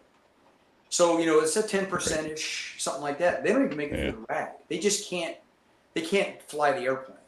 They just can't do it. And for their own safety or just because they can't get along with people, it's like, hey, you're gone. You're out of here. Yeah. But then there's another thing. You get to a gun squadron, and I saw people in gun squadrons. They'd be there for 6 months, and all of a sudden they're gone. And maybe they did something stupid. Right. They almost crashed a jet by being an idiot. Where would they go? Disco. Where does somebody like? They usually get transferred. Like there was a guy, I don't like to say his name, but he punched out of 2 jets in 542. Uh-huh. And I went to some class when I was brand new in the squadron. I show up and he's got, you know, a 542 patch on. He's like, well, you know, I was, and everybody in the squadron said that guy's the biggest dipshit. So what he basically was he was a SLJO. Shitty little jobs officer. Shitty little jobs officer. Thank They you. just found shit for him to do while he was still obligated to the Marine Corps. Yeah, to keep him from flying jets and hurting somebody, right? And they needed somebody to do some scut work that nobody else wanted to do, so they found scut work for him to do. Right. And so, you know, as a forward air controller tour, or you know, you go to the wing and you're the assistant opso at the wing, which means you do nothing. Rifle range And safety. You go to lunch. officer. You go to lunch every day. If you're lucky, some squadrons will give you 1 hour a month, so you're barely safe, or they'll give you 2 hours a month. Right. So you never really, but nobody wants you in a gun squadron. They don't want you there because you're incompetent, stupid, can't get along, or you're just irritating. So that's just the way it is. Which begs the question: how about the guys that couldn't get along, were incompetent, stupid, and irritating, and managed to stay in the gun squadrons? Those are the ones that drove you nuts. Yeah, and when I got to 542, it was a weird environment when I got there. Yeah. I never really experienced anything like that. And based on my experience in the infantry, the leadership in the unit, I was like, what is wrong with this place? You guys are just, they ate their young, they treated people like shit, especially the JOs. Yeah. And we basically, as Tom Rutledge and I sat down one day, and as we started people started moving out of the squadron, when new guys would come in, we would grab them initially and pull them off aside and sit them down and say, here's how this place runs. Here's what we're trying to do to change the culture, because the culture is beyond sick here. It needs to be fixed. And that also it helped because we had to change command at the top and started trickling down. We got in ops, we got Dog, Wade Straw, awesome dude. He was amazing. Hey, motherfucker, you know what? I like being a colonel because now that I'm a colonel, that means that many more people's face I can rub my balls all over. Vapor had some great dog stories. He was amazing. Dog was just, I don't know how many times he'd laugh like this. I don't know how many times I'd sit down with that guy and I'd be in hysterics. I mean, he was so funny and fun to be around. I mean, he was a ball. He's a ball, but yet he didn't gamble with him. Pisser cleaned him out so many times. It was unbelievable. Oh man! All right. Dog wanted to kill Pisser. All right. Well, so hang on. So there we go. There's a call sign there, Pisser, and we're hoping to get him on. But do you have? Go over his call sign story, and then I'm going to ask you to go over yours. I don't know yours. It may be disappointing. Hey, but listen, I'm sorry. I got to apologize. I checked out just for a second. I came back and I heard Pisser. But before you go into the call signs, these guys, Pisser and Disco, were on the cover of Time Life magazine. Yes, they were. No, we were on Time Life. We were actually featured in People magazine. Oh, was it People? I thought it was Time. Yeah, and the reporter was a smoke show. Her name was Maria Wilhelm. Okay, let's come back to that. And she wore perfume, and I spelled perfume and seen a woman in I don't know how many months. I was like, of course. Yes. You're like a dog. You're like a dog. Yes. You know, like a buck. Going. So let me tell you. So this the day of that interview. I'm going to tell you a Pisser story. So I don't remember. We're flying a mission. So we talked to him a little bit in the morning. The photographer, I swear to God, he was based on. Actually, do you remember Dennis Hopper in Apocalypse? Yeah. Apocalypse Now, when he was the photographer. Yeah. Okay, the guy that was the photographer, I think Dennis Hopper was based on this guy. His name was Ken Regan. I mean, he's like, it's a great man. It's a great day, man. It's a beautiful day, man. I mean, he was just like him. Just like that. And I right? think I even asked him, I said, you remind me of Dennis Hopper in Apocalypse Now. And he said, they based his character on you, man. And I'm not surprised. So anyway, this guy, we met him in the morning. We did all this stuff. You know, they just kind of grabbed us. We were getting briefed. In fact, that picture I sent you, repeat, where Pisser and I are briefing, it looks like. You see both our backs? That was Ken Regan taking a picture while we were briefing that morning. We're going, Oh, sweet. we look over our shoulders and go, who are you? Go away. You know, leave us alone. We're busy. We're about to go fly a mission. So we did a pit turn mission that day. So we get up airborne. We're going on a hot target. It's one of the airfields in Kuwait. I think there were 3, if I remember right. I don't remember which one it was. But anyway, Mike and I go up there, and we're I don't know, 17 to 20,000 feet. So you're above most of AAA and the man pads.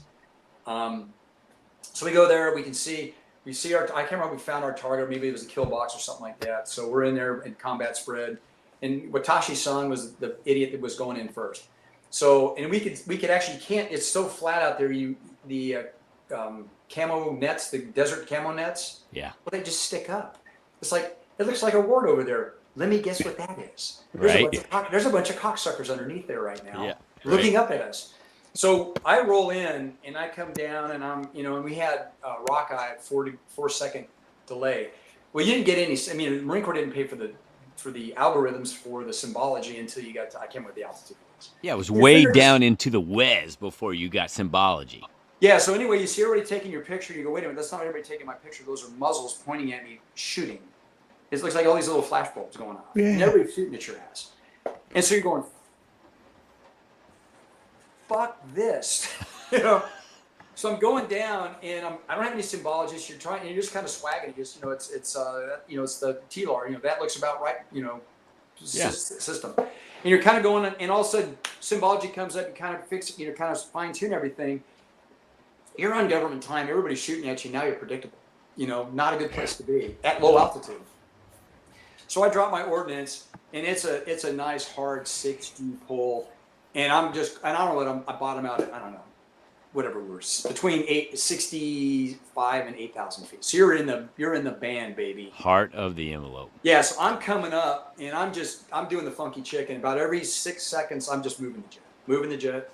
And I'm trying. You're doing a double negative. You're trying to climb and put G on the airplane and maneuver it to keep them getting shot down. You don't have a lot of G capability. Yeah. So it's just like you're doing one of these things just hoping you survive. I don't know what's going on. And there's nothing but silence on the radio. So I'm climbing up and I'm with the urinator. We're climbing up and all of a sudden I know I'm out of I'm like about 20,000 feet. And I'm like, okay, that was good. And I didn't see anything, a lot of times you would see stuff going by like this. You see the tracer, as it goes by you, even during the day, because now you're seeing the absent of that round and that nice glowing end as it goes by you. Nighttime was sucked because then you could see everything. Look at the little butterflies floating up toward me. And so anyway, all of a sudden, Numbnuts goes, whoa. And I'm like, whoa, what? He says, Disco, that was awesome. I go, what was awesome? He said, dude, every time, when you came off target, man, all this stuff just opened up around you. You were surrounded by AAA. It was right behind your jet. And at just about the time it get to you, you jink. And then it kind of get, swing back and it start following you again. And then you jink again. And then he goes, it was amazing. And I went, What? why didn't you say anything? Mm-hmm. Yeah, what? And it was silence. And he goes, oh. And I said, when we get on the ground, I'm going to find you and I'm going to shoot your ass with my 9mm. I swear to God, I'm going to kill you. So anyway, he rolls in. He goes down. He's dash 2, so now they know he's coming. Sure. So I'm watching the show and I'm just going, oh my God. I mean, he is surrounded by AAA. He comes off target, same thing, but I'm going brake left, brake right, go left, go down, go up, do this, do that, because I could see it following him. Yeah. And just before I get to him, I'm like, you need to go left, brake left. Okay, go down, reverse, go right. I mean, it's like this snake of flashbangs just following him around until it finally stopped.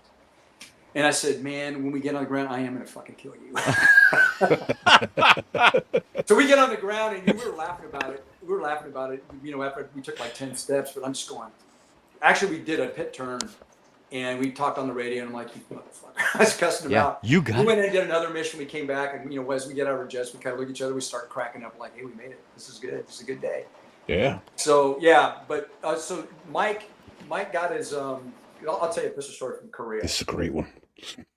So we're in some, you go to these little bars in Korea, and there's the mama san, there's all the girls and all that stuff around. We're drinking beer and all that, and then I go in to take a piss, and there's a guy in there fanning your ass with it, to try and get a tip. I'm like, hey, don't fan my ass. Get away from me. Man, I don't want to breeze in my crack. Get out of here. So I'm up there, and it's the pig trough. You're like, and I got my half inch, I got my 1.2 inches of dangling fury. And I'm taking a leak there in the trough, and all of a sudden, Pisser stands up next to me, and he just starts backing up. Yeah. And he just backs up, and he backs up, and now it's hitting the wall, and it's splashing on me, and I'm kind of moving sideways. And he's 15 feet from the freaking urinal, and he's got his schlonk kind of, he does this little thing. where he- Hold on. I want to stop here. Yeah. That is not an exaggeration. No, it's not. dude- It's not. No. This dude could piss over a car. Oh, yeah. Well, He can piss across the street. Oh, yeah. Well, hold on. Oh, yeah. So I got two Keep- good. So the other keep one, going. The other one, Pisser and I are in Kunsan. Well, wait. Finish this. Finish Yeah, the finish trough. this one. You're standing at the anyway, trough. He's just pissing there, and I'm like going, hey, you're getting me wet. He's just laughing. He's just cracking up. I'm like, fucker, I'm gonna kill you. I think we were actually in Kunsan. So we met all these Fs. It was the Pantons and the Juvets, F-16 guys, great guys, fun dudes. Yeah. And so we're in there with these guys, and we're kind of talking. We're drinking, being stupid, getting getting smarter by the minute. And so anyway, these guys are talking shit, and I go, hey, all right, monkeys. I said, I bet you I can get him. You go out and pick any car out in the street you find, and he's gonna piss over it. And if he does, you're buying us beer for the rest of the weekend. So man, it's 40 people go piling outside. All these F-16 guys with little mama son girlfriends. Me and Pisser, and I think it was in the Econoline van, the only one in Korea. Mike stands at the back of it, he does this little magic trick where he pulls a little bit to the right side, and all of a sudden, and he clears the entire Econoline van. And the Air Force guys are like, Is it? they're going nuts, and we're drinking beer for the rest of the weekend. Is it over? Is he doing it over He the does that too. shoulder? But this was a forward shot. Now the one he did Okay. over his shoulder was at a hail and farewell from 542. So I think it was when I was leaving 542, or it was at a hail and farewell. And we're at somebody's house. I think we're at Ragu's house up in New Bern. Okay. And also I'm talking to somebody, and then I see one of the wives, and then I see two of the wives, and then I see a couple guys, and I'm going, what the hell's going on? And I walk outside, and there's a swing set in the back with the bar, and the bar's like 8 feet off the ground. Right. And there's Mike with his back to the, to all of us, and he's doing an over-the-shoulder boulder holder. He's pissing over the bar over his shoulder. And all No. the wives are going, and then they start cheering. So he would do that. He'd throw up in his hand and eat it. No. Yeah, and sometimes when he pee like that, he'd shit his pants. And the other thing was he'd take his, and he'd go, he'd sit there, he'd be talking to me, he goes, hey, Jessica. I go, yeah. He goes, hey, I shit my pants. I'm like, don't tell me that. TMI, baby. Go clean thyself, or God will not like you. So Oh anyway, my gosh. So, No. but yeah, he would just do. He was the dog tags in and out the nose and the mouth. Right. So Mike was like The nasal floss. Yep. Yeah, it was a nonstop circus show. Yeah, he was a total circus animal, but he was awesome to have at the squadron. He really was. Yeah. He got we had Sal and. Were you there when he hit himself in Longapo? Oh, they painted my fingernails and that's the other thing those Yeah. fuckers did. You guys ever knew the wildebeest? She was famous in Westpac. They got her nail polish, and Earl Anderson crashed and died. He had a hypoxia and he crashed going through the speed of sound into the water. Brad DeVries was with him, and he saw the whole thing. Yeah. We lost a guy over there. And so that night we're having a wake, and the next morning I wake up and I go to my bathroom, pasty mouth, cardigan sweater on my tongue, and I got I'm washing my hands, and there's a little red dot right here, and I'm going, What is that? yeah, and I go like this, and I got bright red fingernail polish on my fingernails, and I went, and they're both done. Those bastards, when I was passed out, painted my fingernails. Both hands. Fucking kill 'em. Both hands. Yeah, so I found, so we had this little kitchenette between the rooms. So I'm in there digging for stuff. I find a pizza slicer. So for the next hour, I'm like, and then they show up at my room. I think I'm about halfway done. They show up and I'm like, knock, knock, knock, knock, knock. And I look at my people, and there's Pisser, Turbo, Rosie, and a couple of the other JOs. And open the door, I'm like, fuck you guys. And they're like, I'm telling you, man, by the time we kind of had this transition in 542, it was by far the best squadron on the street. I mean, we had the best people. We had the most fun. It's just a great. God, yeah. Oh my God, it was unreal. But yeah, we went to Westpac. I mean, we went to the Gulf War. Man, we got raw gear that fast on all the airplanes. We were manned up full TO, everything. And then, as we were kind of in this waiting period, we started sending guys back home. So we got to below TO, but we picked up a couple other cats and dogs like Calvin Klein, Dennis Haas. We picked up a few other people that flew with us during the conflict itself. But great squadron to be in, man. It was so That's fun. awesome. And then there was Vapor with his rope and his musk gland musking the girls. He was Wait a famous. minute. Wait, Whoa. wait, Yeah, just a hold, minute. this is new. We don't know anything Vapor about neglected this. to mention this to us. Vapor didn't say anything about a rope No, he or would. Vapor rubbed all the skin off of his toes in the Philippines. I walked in a room because we had this room. Wait, We had a, wait. we had two bunk beds in this room. So it was because they were rebuilding all this stuff in staff NCO quarters in the Philippines.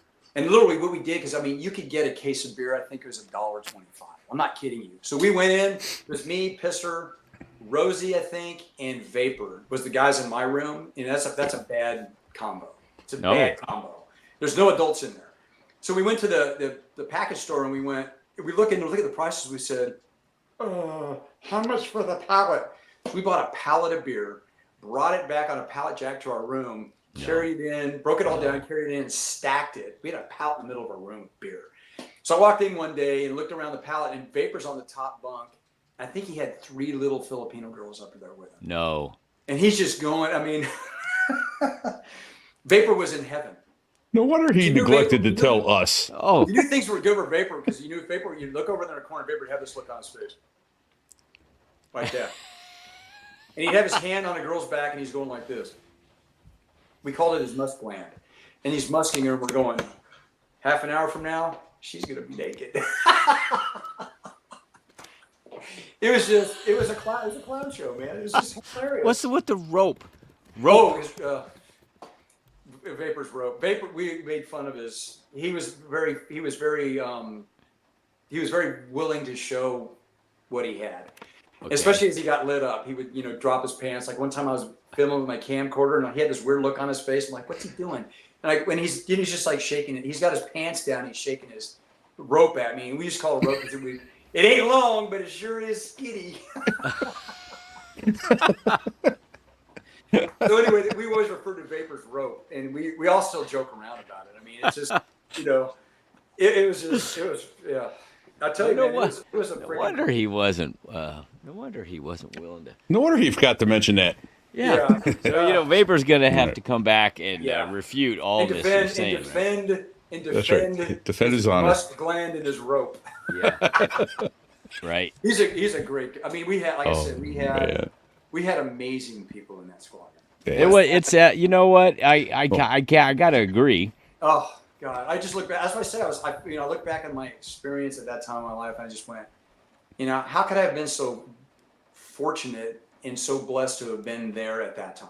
It was just, I mean, all the bad times, all that stuff. Whatever. Forget. But you got to look at, when I look at the good parts, the blessings, the experiences. Holy crap! You can't buy that kind of experience Oh, yeah. at all. And then you get to fly a Harrier. I mean, come on, are you kidding me? Right? It's like, Mr. Toad's Wild Ride. It was the best thing going. It's like, woohoo! Yeah, this is awesome, man. Yeah.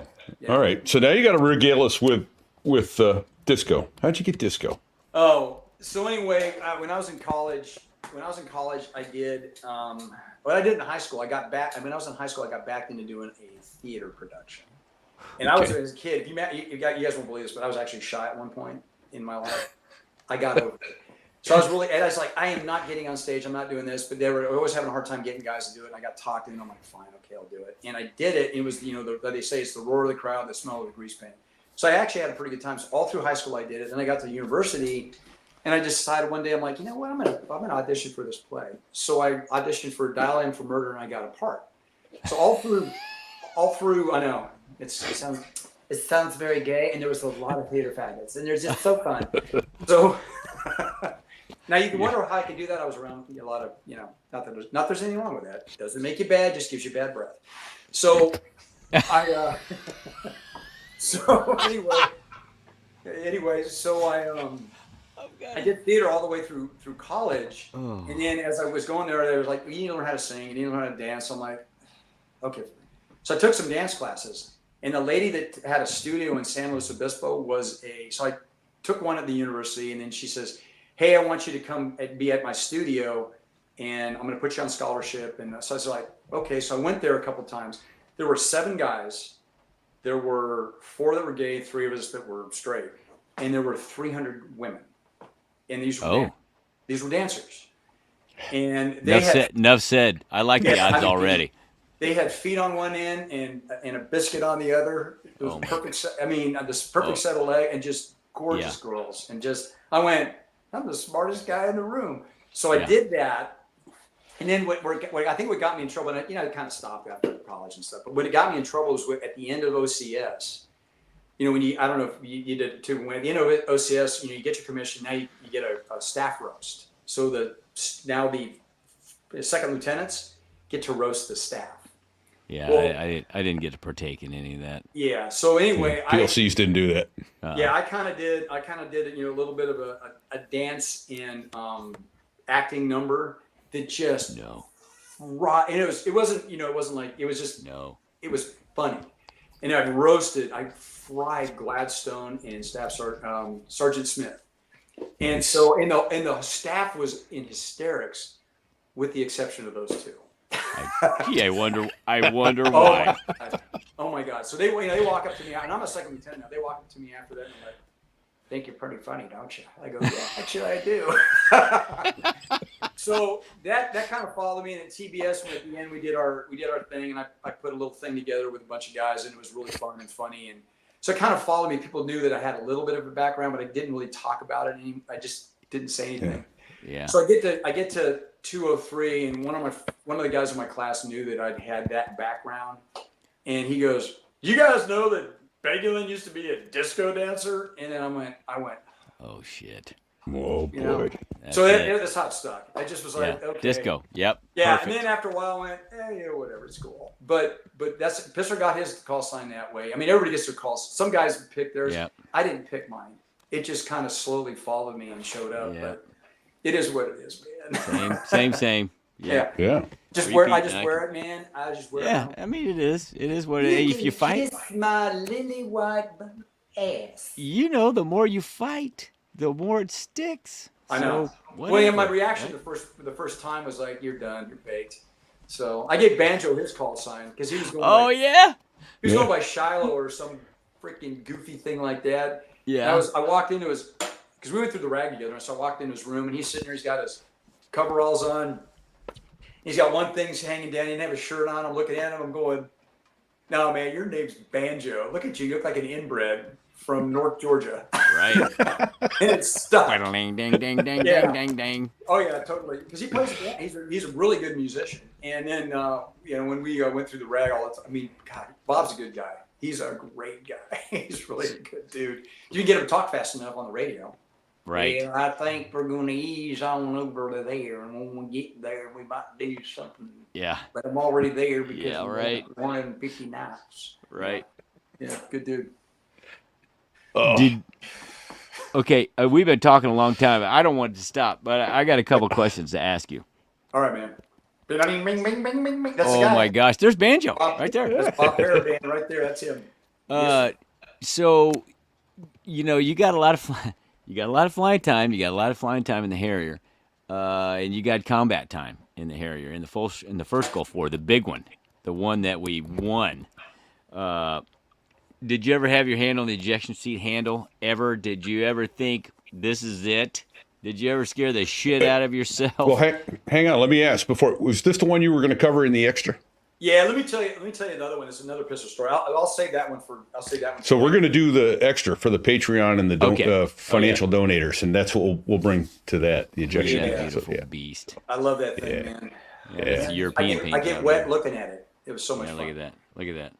So let me tell you one picture more of a Harrier for one those more listening. pistol story. Mike and I are flying to Osan Air Force Base from Japan. Okay. We're on our way across, going through Whiting West and all that kind of nonsense. And Mike just got a brand new camera. Pistol. He gets a brand new camera. He's like, "Hey, just go here this." I'm like, okay. So he asked me what he wants me to do. And we have drop tanks on, so we're heavy and we're high altitude. You know, and the AV8 is, it's. I mean, when it's heavy and you're high altitude, it does not. It's a safe if you don't do things just right. Yep. So anyway, we're flying along, and he goes, "Hey, I want you to do this for me." And I'm like, "Okay, I'll do anything." So he asked me to go up over the top, inverted like this, and stop, and he's going to take a picture of me. And I'm like, "Okay, cool." So I go, "Yeah, I can do that." You can see where this is going. I know where this is You going. can see where this is going. Yeah. So I do that, and so same energy state. I mean, this is just basic physics. Same energy state. Bleed energy, bleed energy, bleed energy, bleed energy, bleed energy, bleed energy, no energy, and I get right. And now you're inverted over him. And now I'm inverted, but I'm not quite. I'm just like a little angle like this. And in the AV8, you know, it's bad enough flying right side up because it's heavily wing loaded. It's upside down. It just, the wing just goes, I don't think so today. So all of a sudden, the airplane. Yeah, if you had another guess. It just starts doing. It's a gun safe with a lot of guns in it. And it's just going. Yeah. Coming straight down, and I'm in my cockpit, and I'm looking. And the picture's phenomenal. By the way. Oh yeah, he's got still both have- hands on the camera, by the way, right? Yeah, he's got he's both still- hands together. he's He's got looking it. straight. Yeah, he just goes, right here. You know, after the whole thing was over, and I'm like, I don't care if it's a good picture or not. So I'm in here, and I'm wiping the cockpit out, and I'm getting nothing. And I'm just, stop to stop, and I'm screaming bloody murder, and my face is like this because I'm looking at him. I'm like, ah, like a little kid. Yeah. And I get down where I'm coming right at him, and my plane's a little bit in front of his. I'm thinking this is that time compression thing. This it is seems it. like This it's is how 4 it minutes, is. but Yeah. it's 10 seconds. And all this stuff's going through my head. Oh my God, I'm going to kill him. Okay, wait, there's going to be 2 jets at the bottom of the ocean here. I'm going to survive. He's not going to survive. I'm going to kill one of my friends. All this stuff's going through my head. Yes. And I'm not kidding you. It has it's a God thing. Somebody just goes, push the rudder. And I pushed full rudder pedal. I don't remember which side it was. I think it was probably this side. So it was probably right rudder. And my airplane literally rudder rolled around his airplane. And I was so close. I was so close to him. It knocked his airplane off altitude hold. The wake Yeah. of your airplane go by knocked it And off altitude. I literally went like this in the cockpit, full rudder. I went like, and I kind of did one of these, and I just hunched up like that. Yeah, like Waiting you're for the bracing for impact. impact, right? Yeah, I mean, I You can't eject because you'll eject into him. Yeah, I can't do Yeah. anything yet.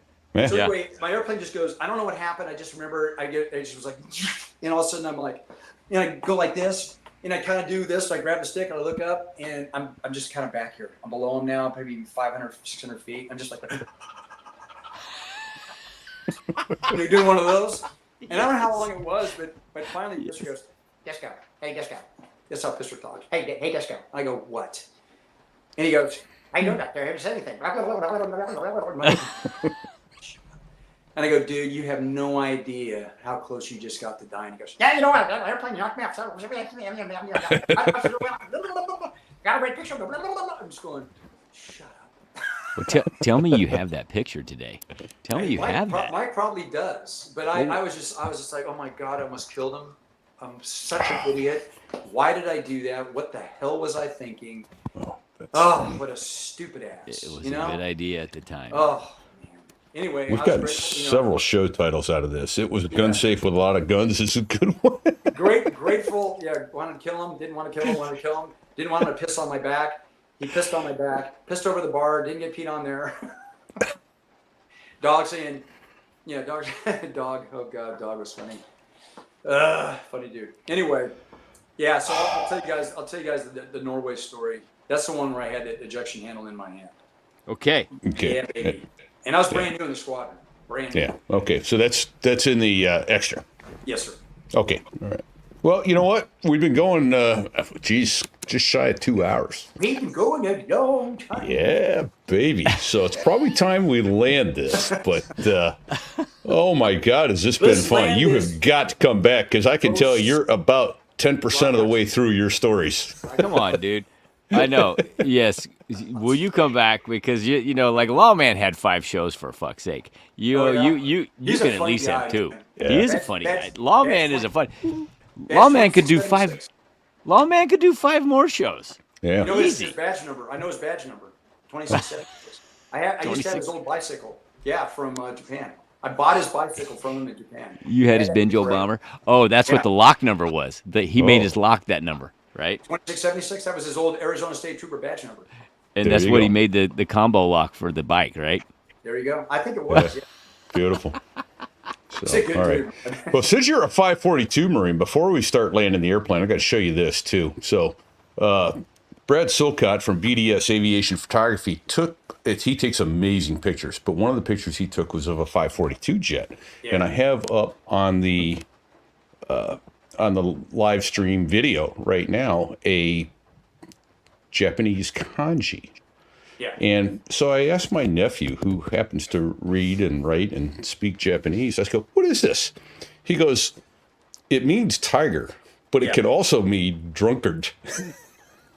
In a rare context. People Interesting. would read it as tiger unless it was Yeah. clear it was being used as otherwise. Definitely not the same interconnectedness as ass in English. So he was trying to compare it to donkey and ass. It could mean ass, jackass, or donkey. This means tiger or, It's quite Drunkard. Quite appropriate. and that's on the side of the 542 jets. Yeah, I mean, it was, the outstanding. history of the squadron, I guess, a night fighter attack squadron in the Second World War, like 1943-ish. Yeah, great history to the unit. Yeah, very much so. They're second only to VMA 223 as being probably the best. You know, Such a gay squadron. I know. What? The What? best squadron with The with Bulldorks? the The best logo, Yeah. It is a cool logo. Yeah. It was a cool drawn logo. by Walt Disney himself. Yep, that was a very cool logo. Yeah. So are we going to wrap this up and then come back and do Yeah. extras? We're going to do an extra for those who go to Patreon or sotherawas.us/Patreon or sotherawas.us/donate and spend their hard-earned money on us. We're going to have some exclusive extra content for you at those websites. This is the Do You Have a Sister story. Just kidding. Yes. You know, I've had a hell of a core workout already, and I know it's going to get even better.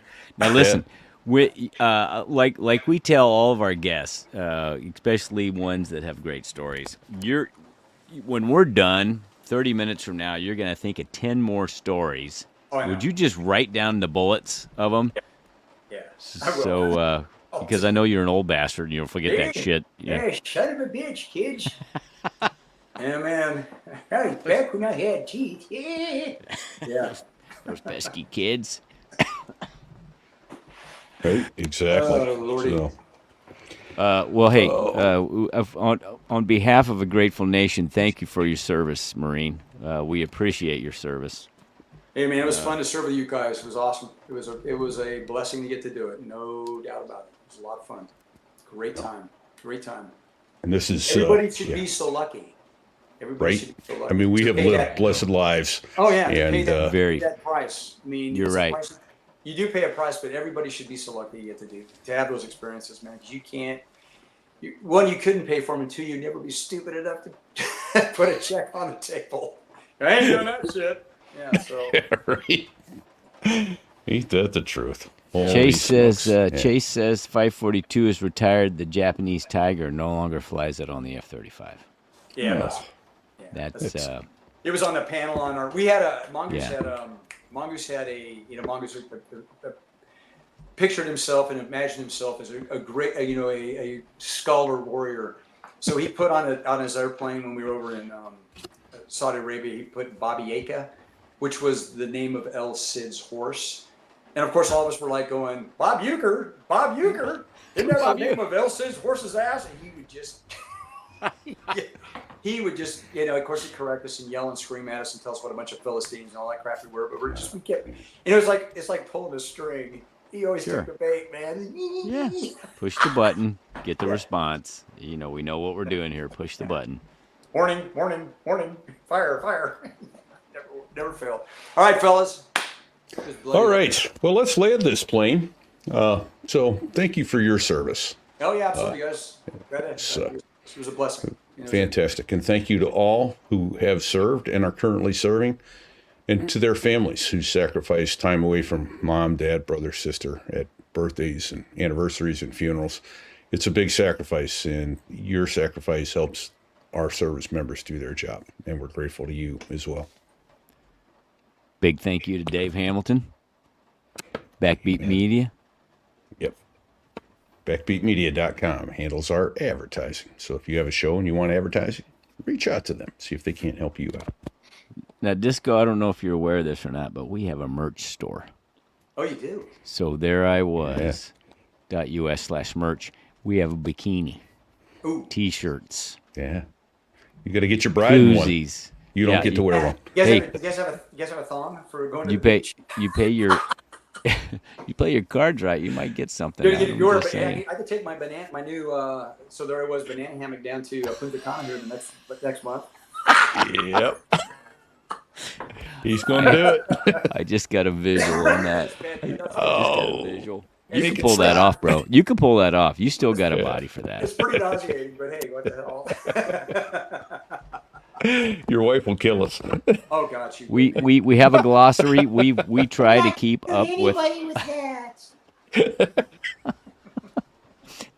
Listen, we've thrown out a lot of acronyms like we always do. We try to keep up with them. Yeah. We have a glossary in case you don't know what an acronym means. It's in our glossary, and if we don't have it in the glossary, send us an email. Send it to sticks@sothereiwas.us. Just if you want a because- real answer. If you want a real answer, because Sticks is on that shit like white on rice. Or you could write to us, I suppose. You could, Bob. I mean, I'm just going to be straight up with you. I'll give you a And we'll half-ass forward answer. it to Sticks. Yeah, we're going to forward to Sticks is spot on. And by the way, Brad Badass Silcott at BDS Aviation. There's his. Look at that. Yeah. That's a good oh, looking great. picture I've right seen there. his pictures. Does good work. Yeah, dude. I mean, he's got amazing. amazing pictures. Yeah. Thank you, Brad. Indeed. BDS excuse me. Photography.com. So, Thank you, Badass. Yeah. That's his call Nice. sign, Badass. Yep. It's a long And story. then, of course, we've mentioned them a couple times here, but Sticks and Bago. They're doing all the production work behind the scenes, which allows us to actually concentrate on having a conversation instead of having to type and do other stuff. So Those guys are awesome. it's been fantastic. Yeah. So the sound in this one may be a little rough. We've had some coming and going from Fig, and he's on his tethered to his phone. I've been banging on my keyboard occasionally, and so apologies up front for that. Or no, I guess apologies here at the end. You just listened to all that crap, and if you didn't like it, too bad. Give us a 5-star rating anyway at sothereiwas.us/rate. Make it so. So, yeah. Hey, what do you think there, Fig? Couple more people we should thank? Well, we probably ought to thank the 2 Air Force F-16 pilots that make the Air Force sound good. Those guys. Those gringos for letting us use their music. Nice. They have great music.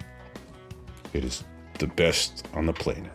I like that It GIF is. on the right. That's good. I like that stuff. That's good. Yeah. Right? Yeah, that was one of his students. I thought it was one of the Dos Gringos. He said, no, did it was one of too, the until he students in the told us rag. the story, We made him right. dress up like a clown.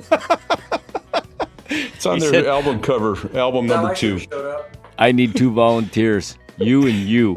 Come with me. There you go. All right, boys. Until next week, stay safe and check 6.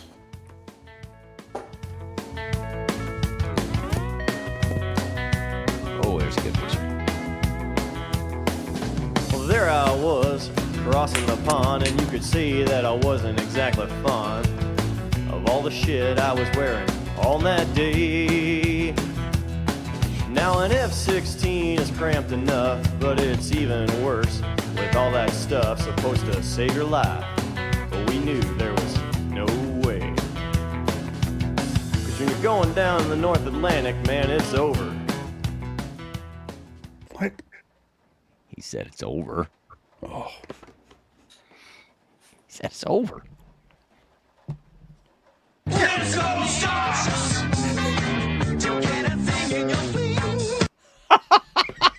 That's for you, Disco. That's it, baby. That was awesome. man. That was awesome. It was fun, fellas. It was a good time. it was indeed. Yeah, we're out. All right. Oh man, All right, let's see how bad it is. Let's see how bad my I'm glad I don't have my pulse oximeter on. I don't think I've got. I'd be at 50% oxygen level at this point. I can't breathe. Oh, you ain't kidding. Hey, so I'm showing none of us are even in the green yet. It's just Well, that's because we're all still uploading. So here's what everybody. Thank you for joining us. We had 50 okay. people at one point watching us today. Holy shit, that's Yeah, great. it was awesome. Right now we're at about 35 or 40. It's all you, Disco. Everybody, God bless you. Thank you for joining us. Stay safe. Catch this on Thursday, episode number 104, and we will have a little more for you here if you come join us over at Patreon. Take care, everybody. Good night.